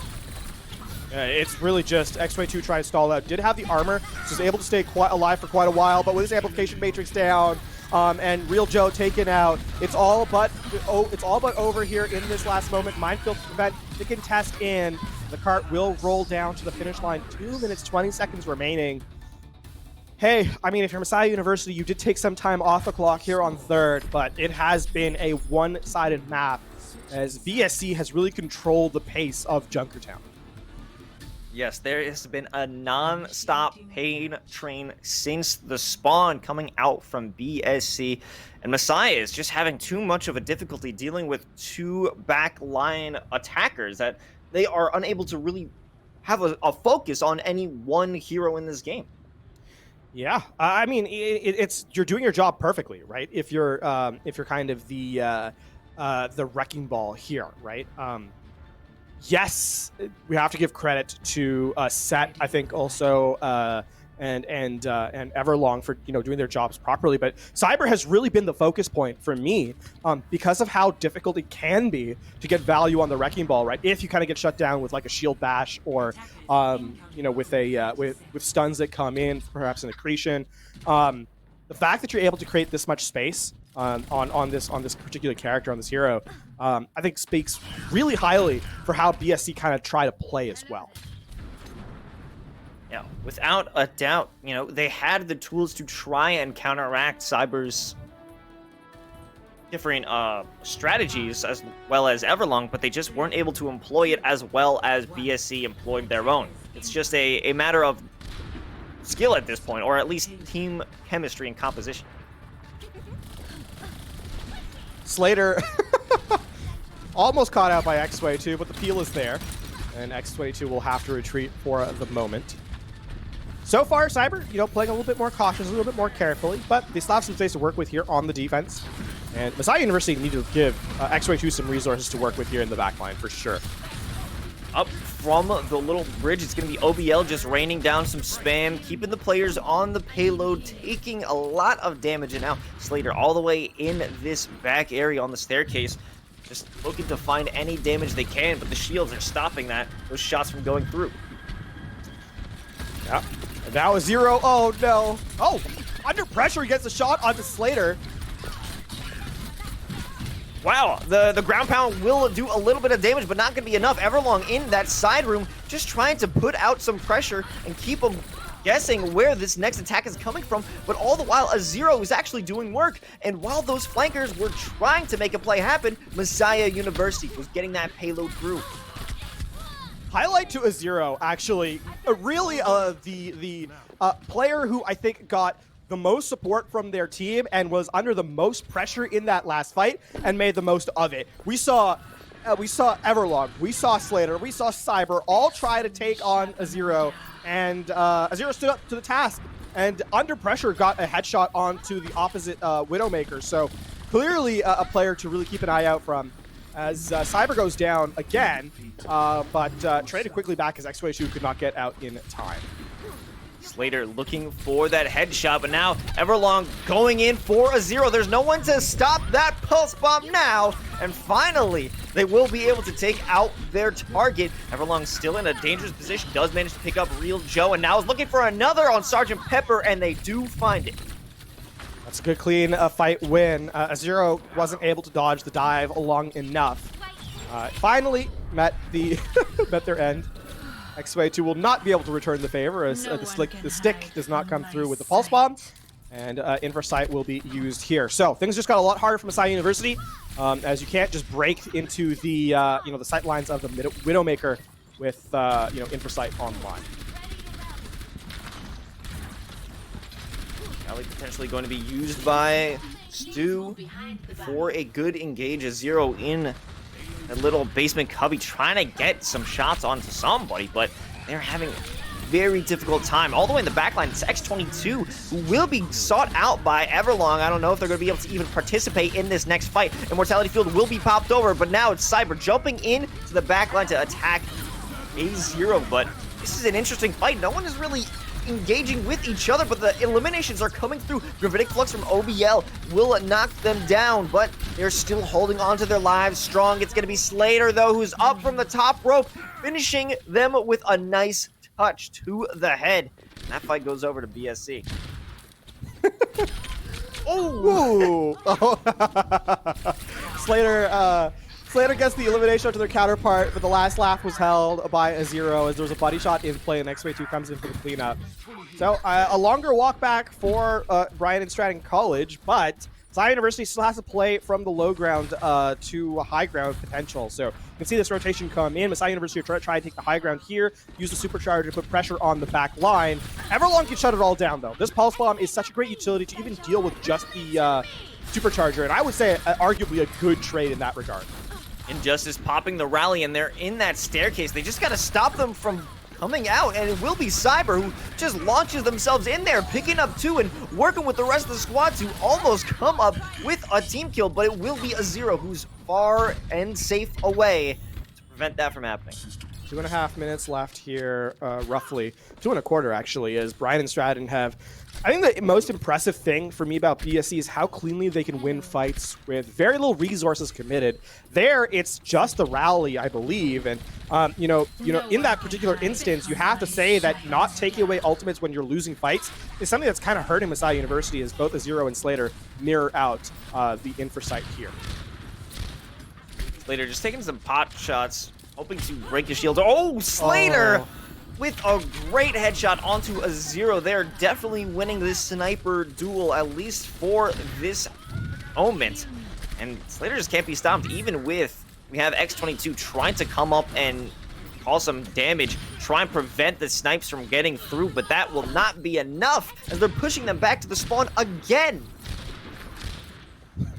The shield is there to keep Slater in the aggressive position, and we'll take the headshot off onto a 0 who has no chance to fight back. Oh, big stick.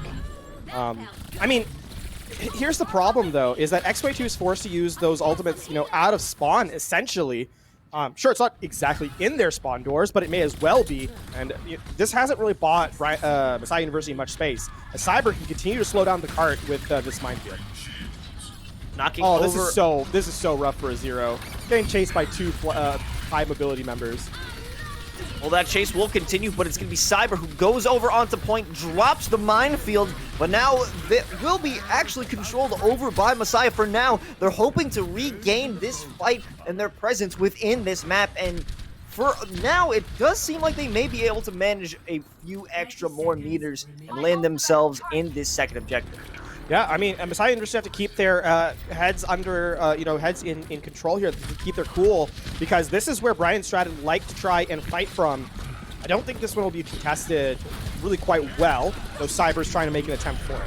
Okay, a nice pulse bomb out over onto Real Joe, but a Zero will respond in kind over against Slater. However, the trades keep on coming, and here is Cyber coming from the back line, taking out that healer of Stu, and with the Gravitic Flux dropping Sergeant Pepper, I do believe this is where Messiah University's run will end, as BSC wins 3-0 and secures their spot in the conference plays it. I need to stop calling these fights early for Bobcats. I said there was a chance for them to contest, and I said it was unlikely they would do so. But you know what? For Brian Stratton College, really, it seems their motto in these final fights is, so you're telling me there's a chance. And it was there. They took it, and so far, I mean, when you're not expecting that level of aggression in return, it happened twice. Once on Kings Row, once on Junkertown, and both times of successful. Messiah University did not expect that level of aggression from the offense or from the returning fight from the team on the defense. And BSC, take that to their advantage, take the win on realistically 2 holds that you rarely, if ever, see at a level of Overwatch that we're being able to witness here. So congratulations to Brian Stratton College, who complete their regular season, as you said, at 6-2, completing their run here, and we'll likely see more of them in the coming days.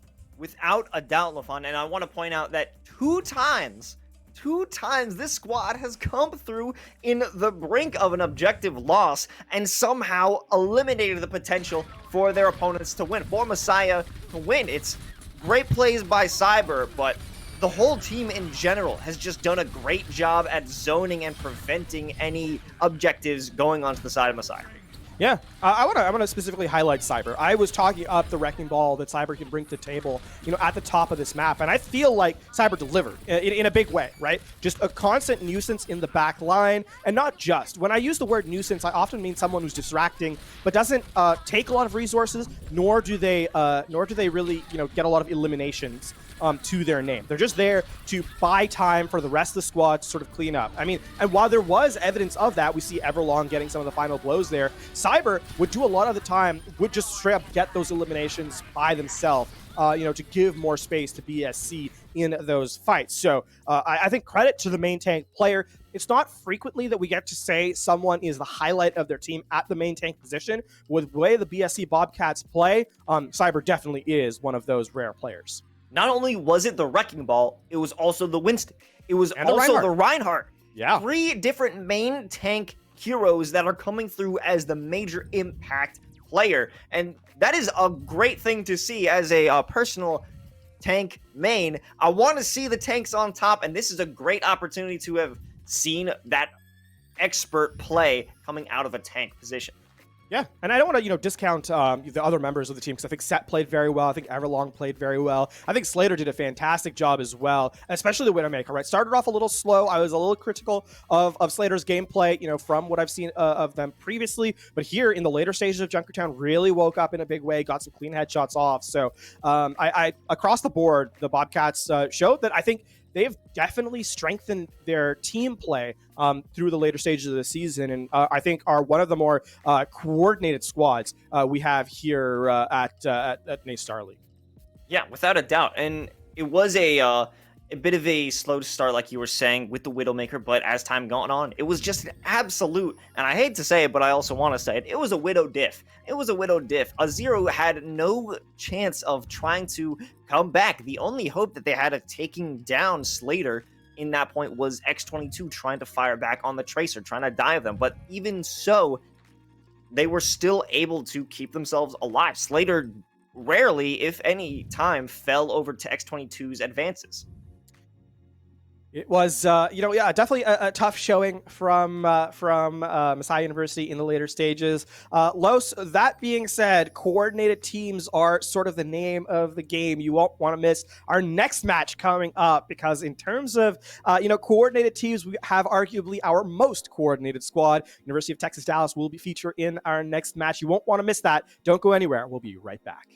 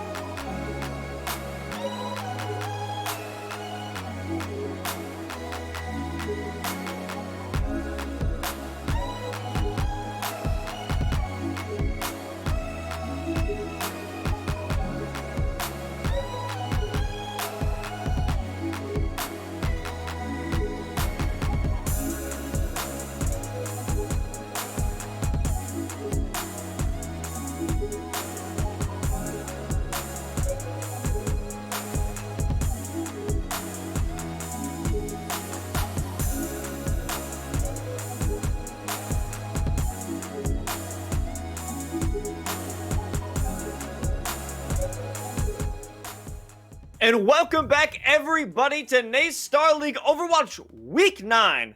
One match down, one match to go, and this one is going to be between UT Dallas and Blinn Esports. To break it all down, it's going to be myself, Los, and of course, LaFon. Now, LaFon, during the break, you had a bit of a opinion, a strong one even, about this upcoming match. What are you thinking right now? I mean, I think it would be fair to say that UT, University of Texas Dallas, is the strongest team we have currently under playing here. They're 8-0, right? They are the team. We've seen them in previous weeks. It was one-sided, I think is probably the fairest way of putting it. Yeah. Yeah, we're hoping for something a little bit more, a little bit more, measure of performance from the opposite teams. But expectations here for University of Texas Dallas to play as aggressively as possible, to come out swinging, to go as hard as they can, and try and win out the map. This is something they've done all through. I don't believe they've actually dropped a map. I'll have to double check that, but I'm pretty sure in their 8-0, they are up there in terms of maps. Like maps played versus maps won is trending pretty close to that 100% mark. So I got a quick look across the two rosters here. Names to kind of keep an eye out for UT Dallas. I mean, everybody but Petal especially. Petal is a really, really strong player. Fantastic tracer, excellent core hit scan. We've seen Widowmaker, we've seen Cassidy, at times some Sombra as well. That has looked pretty good. So for University of Texas Dallas, this roster has been very, very strong. I think Louis was also someone we highlighted at the end of the last time we saw this team, who performed to a fairly high standard. On Blinn College, this is really a question of how well do they play under pressure, because it's not just the pressure of the game, it's the knowledge of who you're playing up against. The 6-2 record isn't bad by any stretch of the imagination, but you're playing against the 8-0 University of Texas Dallas. So there is a little bit of the mental game that's going to come into play here. For map number 1, though, we do head to Lijiang. I'm joking. We're heading to Oasis. Almost had you, though. I'm back on Oasis, so that's nice. I'm here already.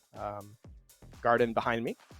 Today's just been an absolute treat, huh? Two different starts. First over onto Ilios and now onto Oasis. And now we get to see such great squads come head to head. And I'm excited to see if UT Dallas can maintain this undefeated presence here in the Southern Conference.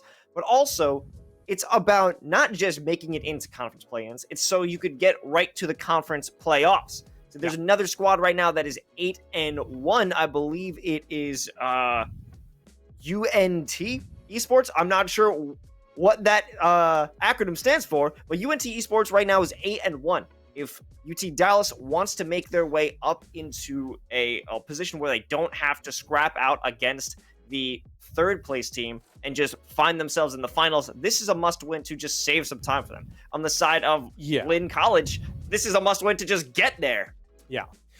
So this is definitely gonna be. I was on Ginja specifically. I believe he was playing tank for this squad. There it is on main tank. I've actually commentated some of Ginja's gameplay in the past. So definitely aware of the strengths of this player. Has a very explosive play style. We'll see if that is enough to bring Blinn College in contestation with UT Dallas, because again, this team, it's not a lot of the times when we hype up a team and say, oh, they're really, really good at this, it's a little bit of just seeing how much can they actually get out of it. For UT Dallas, they are our strongest team, bar none, as showcased by their scoreline. That being said, the teams will basically be mirrored. The only difference, of course, is the hyper-aggression from the Wrecking Ball versus a little bit more stability from the Winston. Blinn College will take the high ground first as UT Dallas try and jostle for position. Ginja falls down, is looking for the correct opportunity, but it will be Louis who's making the first contact, going onto that flank with the Wrecking Ball, and does manage to push them into the rest of the squad. Jukebox and Louis lining them up and knocking them down as Louis continues to put on the pressure, and the other tank will follow as well, putting up a fantastic setup for Petal and crew to just send him into oncoming traffic.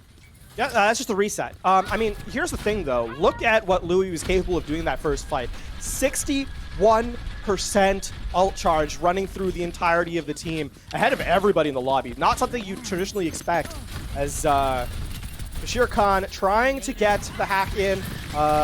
Unitary Sword a little quicker on the uptake, though. Louis taking a lot of damage this time. It won't be so easy to earn themselves some ultimate charge, but they will walk out with almost 90, and they will definitely have it in this next coming engagement if they decide to use a Louis. Taking up some serious damage, but being the front line and keeping the squad safe. Doesn't even need the ultimate. They can win outright. Yeah, the first ult on the board is the Wrecking Ball. I don't think I've seen that one in quite some time. UT Dallas will slowly start to tick up a couple more check marks here. And I mean, they're looking at this next fight with 6 ultimates in the bank.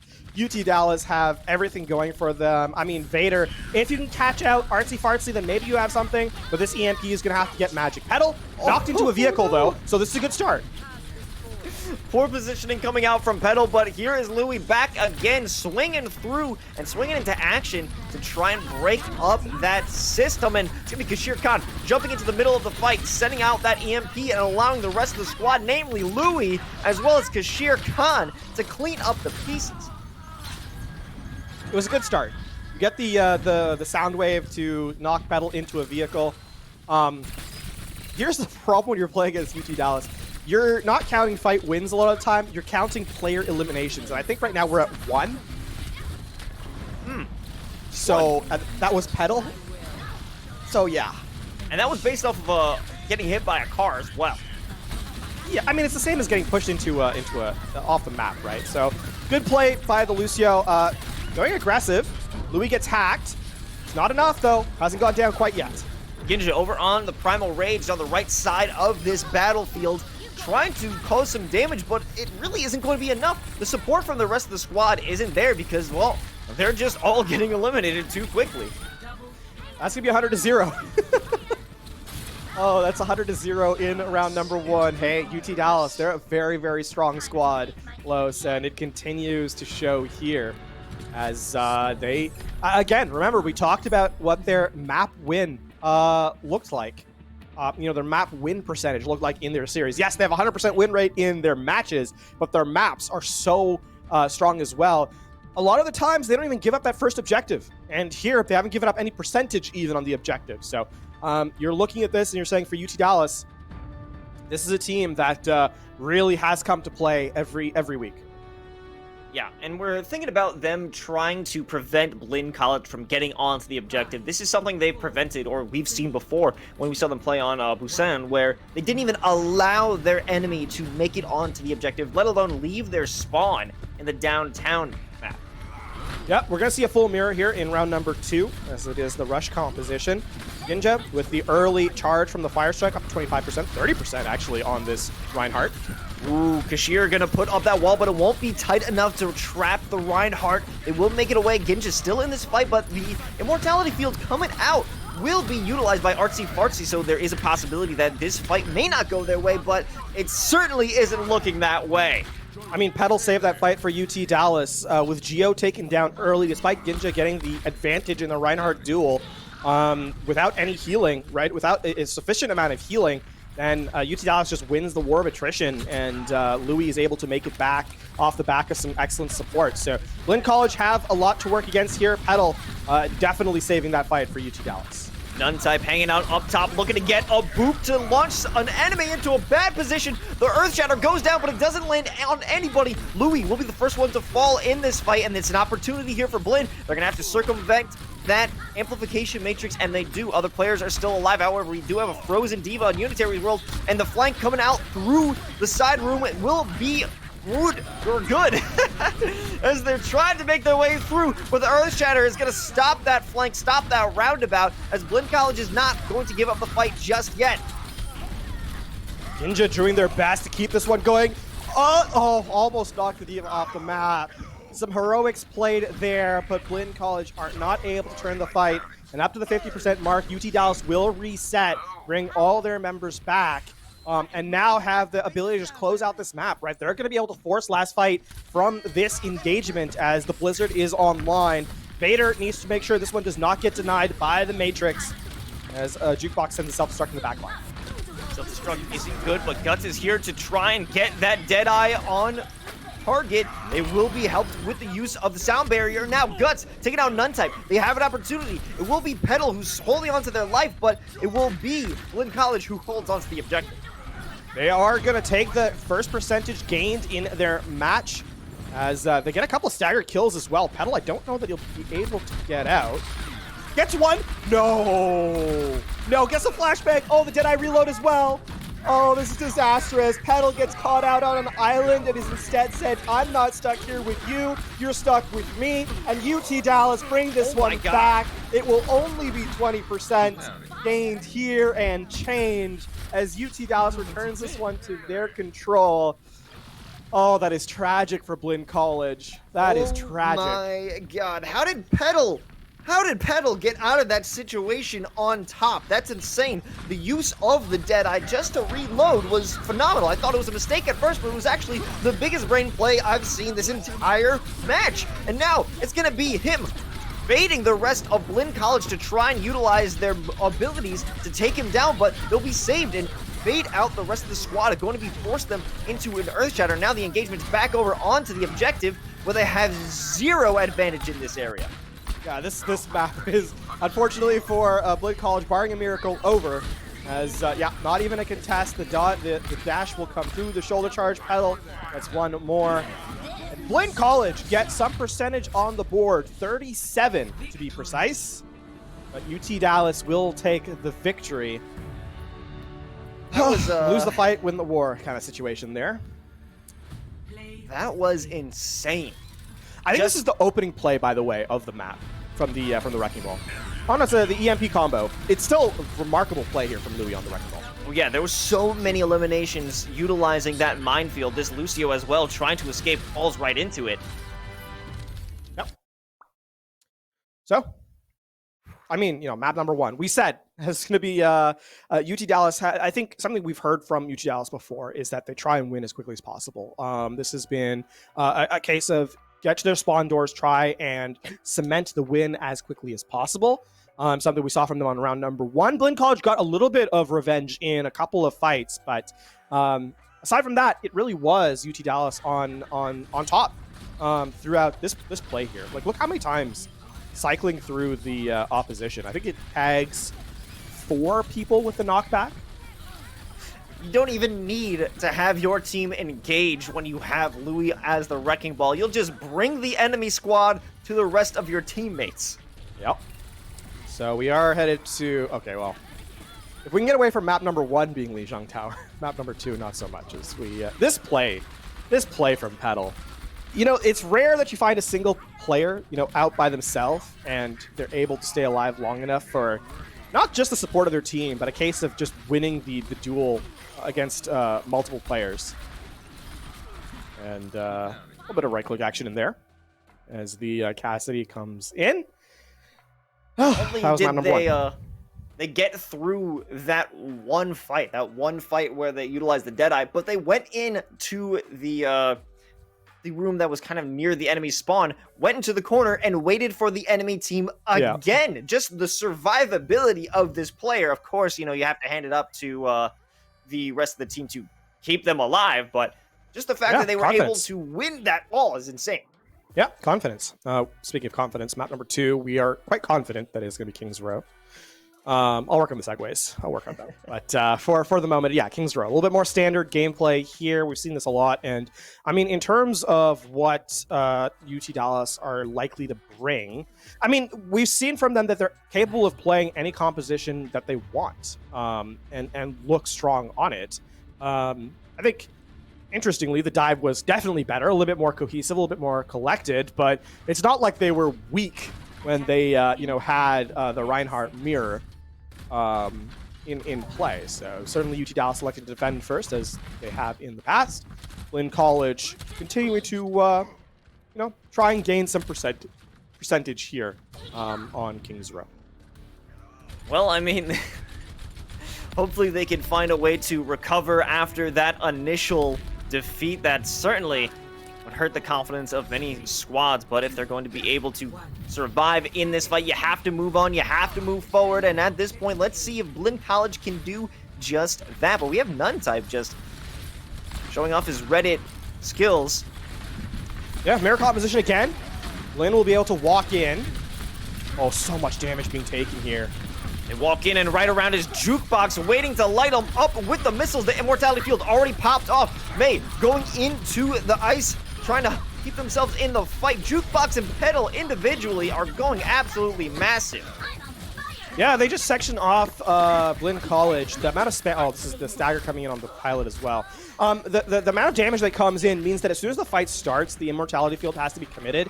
And because it doesn't really last that long anymore, when it gets focused down, Blinn College is already at half HP. UT Dallas is not taking any you know, health damage at all, and so are forced to retreat. You know, they're able to win that fight out pretty easily in play. Blinn College trying to go back for the re-aggression, but I mean UT Dallas playing up close this time, trying to change things up.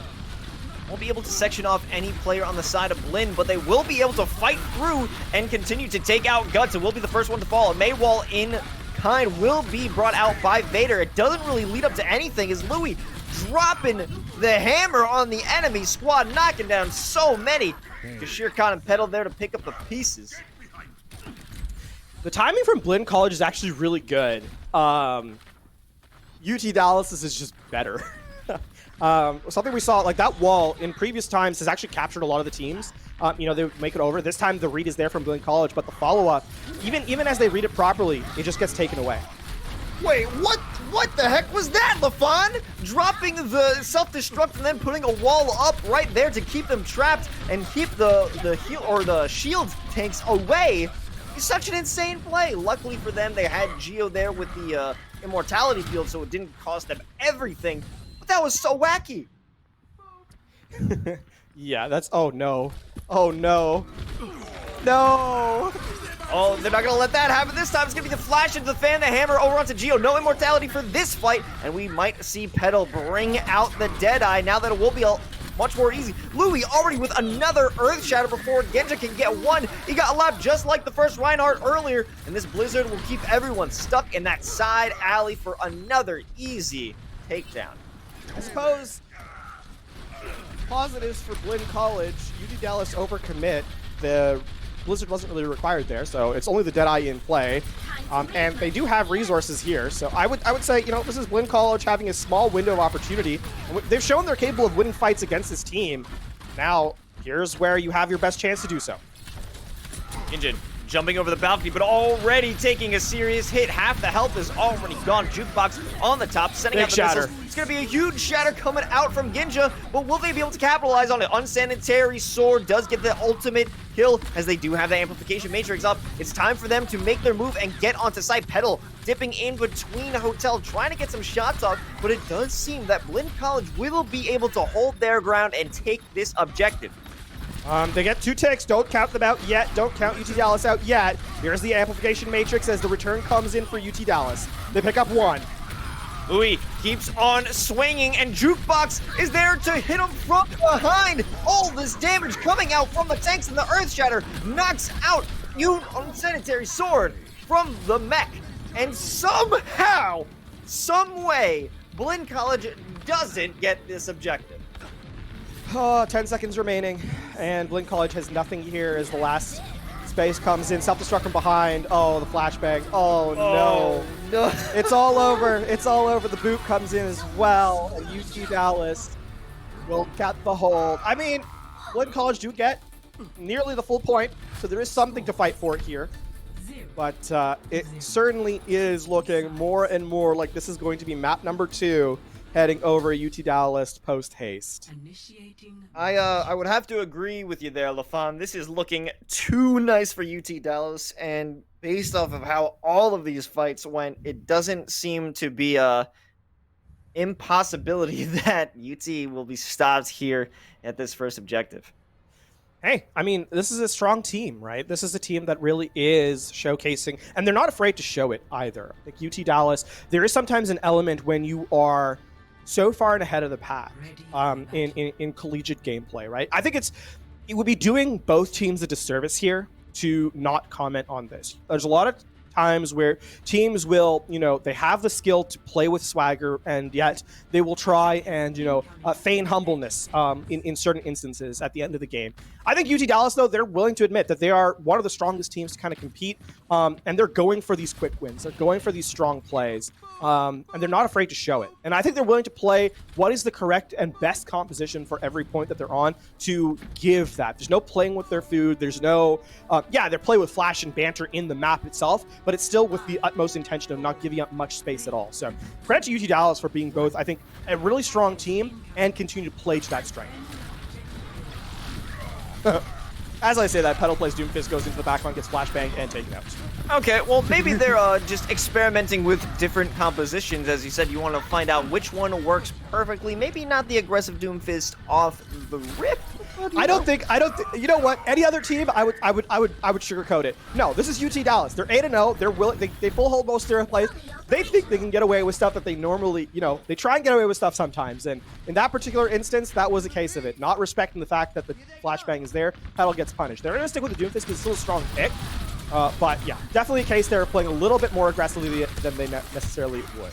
Okay, and there's the freeze over onto Unitary's sword. It won't be enough to knock him out of the mech, but it will be enough to force out the immortality field, and it will be destroyed because Shere Khan follows up and taking out Genja. And now it's their time to move up. Knocked away with the ice. They won't be able to get that pin onto sight, but just a matter of moments. Whoa, with the Earth Shatter just for good measure.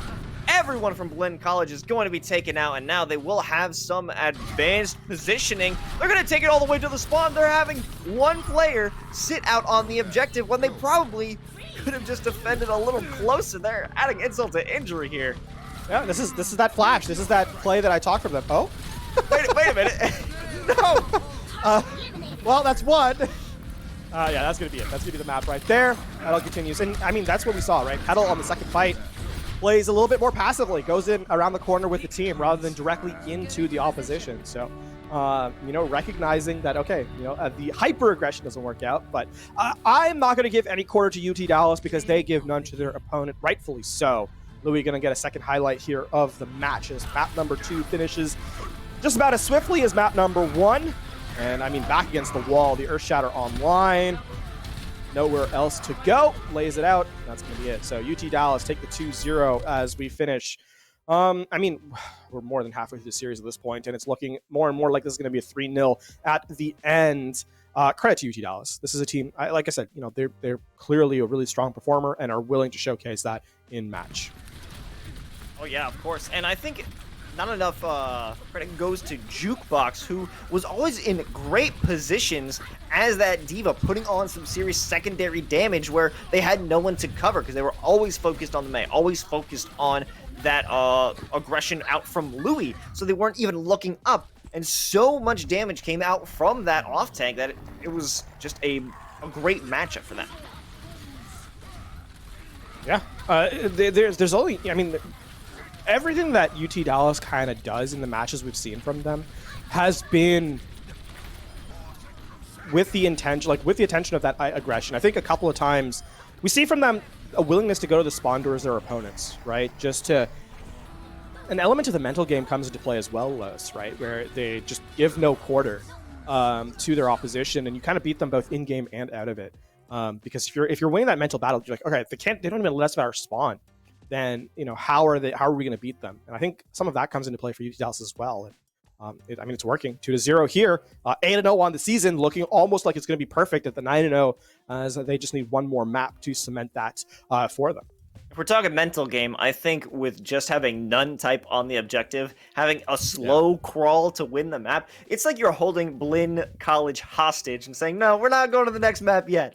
We're not going just yet. You're going to have to hold on and lose a little bit more. Yeah, it's certainly tough. This is some of the classic. I would describe it. There's always been teams in every sort of echelon of play that kind of plays with this swagger, right?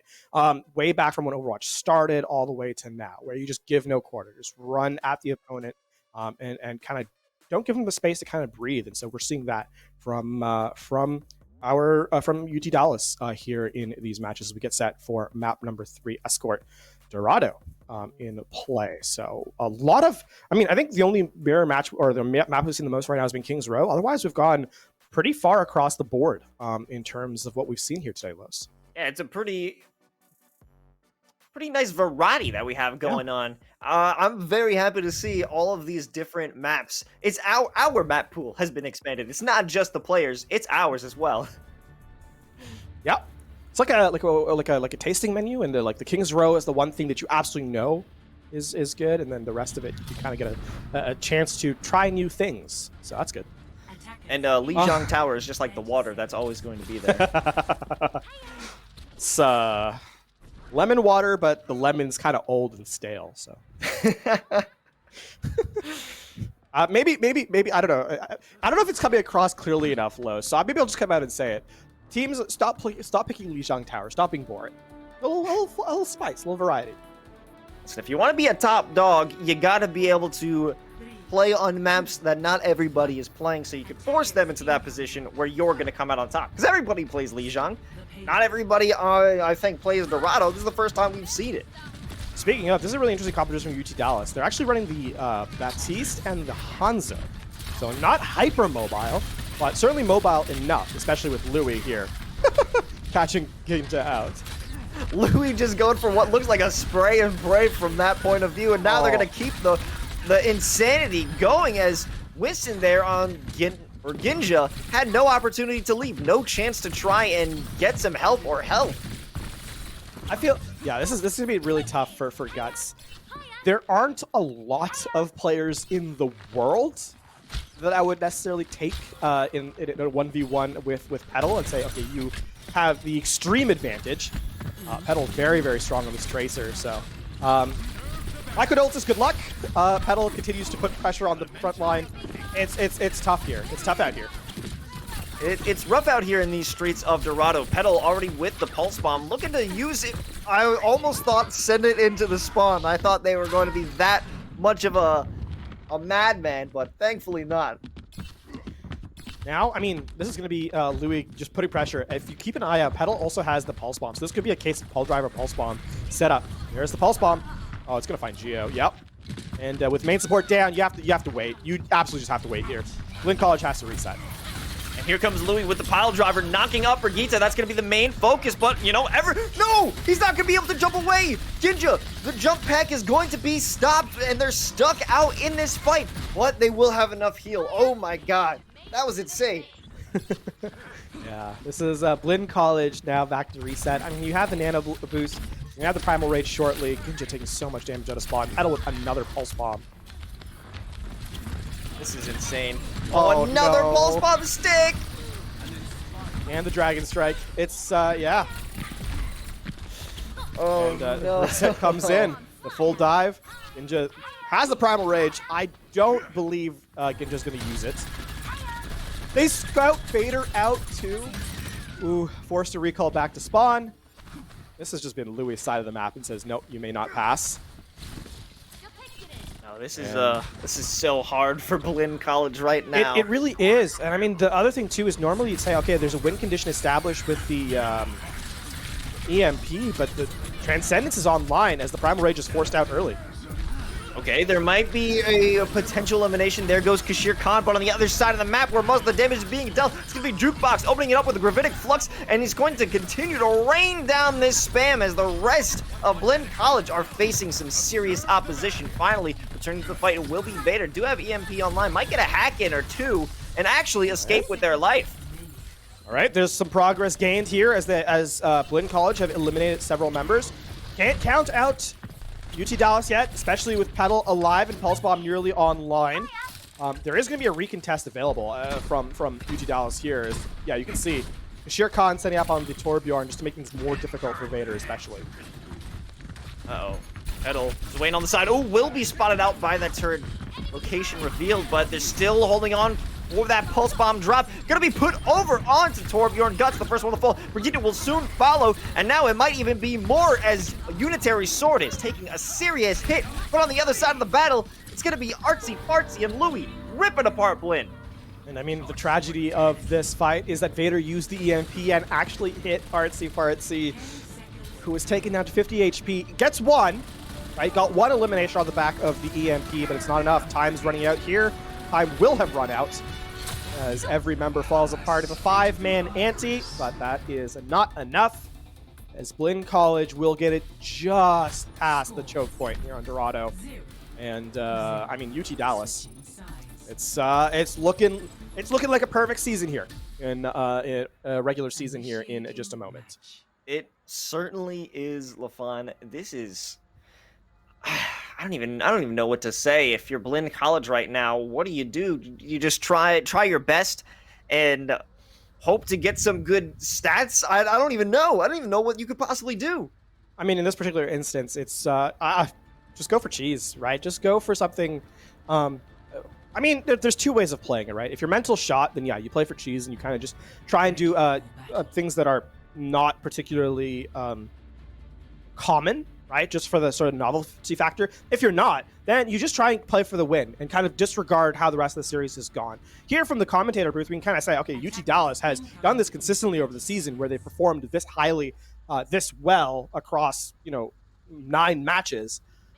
But for Blinn College, it should really just be another game as per the usual and just try and play, make some adjustments. Like, for example, I don't think Guts going toe-to-toe with Petal on the Tracer 1v1 made it a lot of, it was not something that was working very well for them. So yeah, changing that out makes sense. And yeah, so you make sensible choices, but you don't, throw away the practice that you have. And in fact, Blinn College has chosen the latter option rather than the former, and I commend and respect them for it. Here comes UT Dallas with a major swap of heroes at play. Petal now over onto... Ooh, Genja. That is so much damage. Oh, man. Let's see what Vader can do back here. They do have the potential for a good hack onto Artsy Fartsy, who would actually be the first one. Good work by Vader there to eliminate that heal. It's going to be Echo who's getting that hack. And now Vader does manage to play for their life. Petal's still trapped a little bit, but the damage is there. The hack has worn off and now flying into battle with all this damage. It's going to take out not one, but 2 players hanging around. A secondary hack coming out from Vader, but will it be enough? Will it even matter? Because all of the players have been removed from a dangerous position. No one's there to really contest, especially now as Vader falls, but it's going to be Ginja on the ball, trying to stall and save it all. Well, will they be able to last for too much longer? The stall is in. They're going to be taken out, though. It will be Kashir Khan with the rapid arrows taking them down. And now it's just a slow trickle in to try and win this fight, or at least stop a loss from happening so quickly. But there's nothing they can do, at least for now, at least for the rest of this season. UT Dallas remains undefeated. That will be a 3-0. They did not give up any objective points here on this run through. So a 3-0 in perfection as they completed the hold on every map. Some percentage gain across the board, but ultimately UT Dallas in full domination of this series and full domination of the season as they head now to the postseason to try and claim that #1 spot overall. And they look prepped and ready every game, just a team that is ready, coming in to do their job, winning it out, and they have cemented their position in that 9-0 perfect run here at the NACE Starleague. Yeah, they have just done a phenomenal job, a class act from UT Dallas. We haven't seen them take any major losses even within a singular fight. There hasn't been a time we've seen UT Dallas get team killed. That hasn't happened. They're just so on point that if a fight, even though it does not happen too often, if a fight doesn't go their way, they always manage to turn it around. Yeah, in this series alone, they lost 2.5. They lost 2 team fights, arguably 3, across 3 maps. So that is a ridiculous amount. That's not common. That's not particularly that's not what I would consider normal in the sense of teams that kind of play against each other. But on Oasis, they lost the 1 fight that gave the point over to Blinn College for a small amount of time. On Kings Row, they lost that 1 fight that they then came back from anyway to hold on. And here on Dorado, I'd say they lost that 1 fight where Vader got a couple of big pickoffs. I'm going to give the benefit of the doubt to Blinn College and say they won that fight. So 3 across 3 maps. That's pretty good. That is beyond good. It's phenomenal, LaFawn. I am definitely looking forward to see how they do in the conference playoffs. I imagine it's going to continue the way that it has, but also at the same time, there is one squad, UNT Esports, who are 8-1. The one match that they lost is because it was a no-show against UT Dallas. So we don't know how these 2 teams would actually stack up against each other. Yeah, I'm interested to see how that one does go down when it actually gets played out. So UT Dallas, 9-0. It's with the domination they've showed in front of us. We haven't seen on stream from UT Dallas anything other than the first point on any map. So that is a big part of it. And we expect them to be strong on the rest of the map, of course.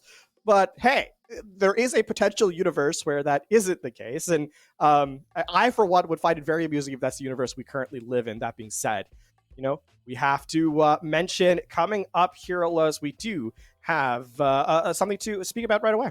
Of course, every 180 seconds, someone is diagnosed with a blood cancer. And 40% of all pediatric cancers are blood cancers. Every blood cancer diagnosis turns lives upside down. When this happens, the Leukemia and Lymphoma Society is here to help. Since 1949, LLS has invested more than $1.3 billion in research, pioneering many of today's most innovative approaches. They work tirelessly to find cures and ensure patients can access the life-saving treatments they need. When someone experiences the fear and uncertainty of a cancer diagnosis, LLS provides hope, compassion, education, and support.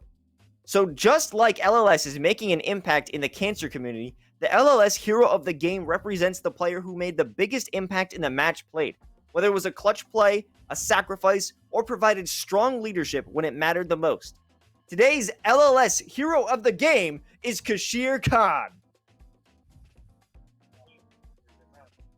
Kashir, welcome. Congratulations on an undefeated season. How are you guys feeling so strong throughout this entire league?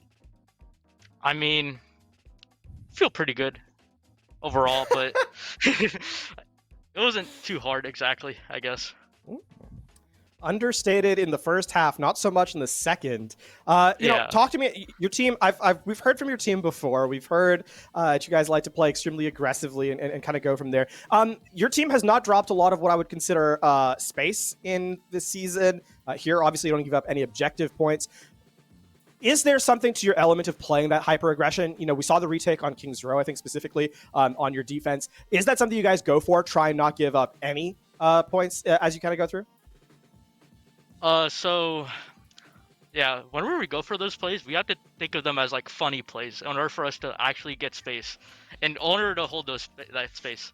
Like, for example, Garrett, you would call funny plays like that, and that like engages us to never give us space, and that's, the team cannot breathe at all. We just win the game automatically. All right. I mean, it works out, right? You guys are 9-0. The question that follows up immediately as a result, is there anyone you're kind of looking forward to play against as you guys go get set for the postseason here? I think Bay State is very underrated overall. They're a really stacked team. They've like improved over like so far throughout the collegiate semester, or like we've been scrimming them.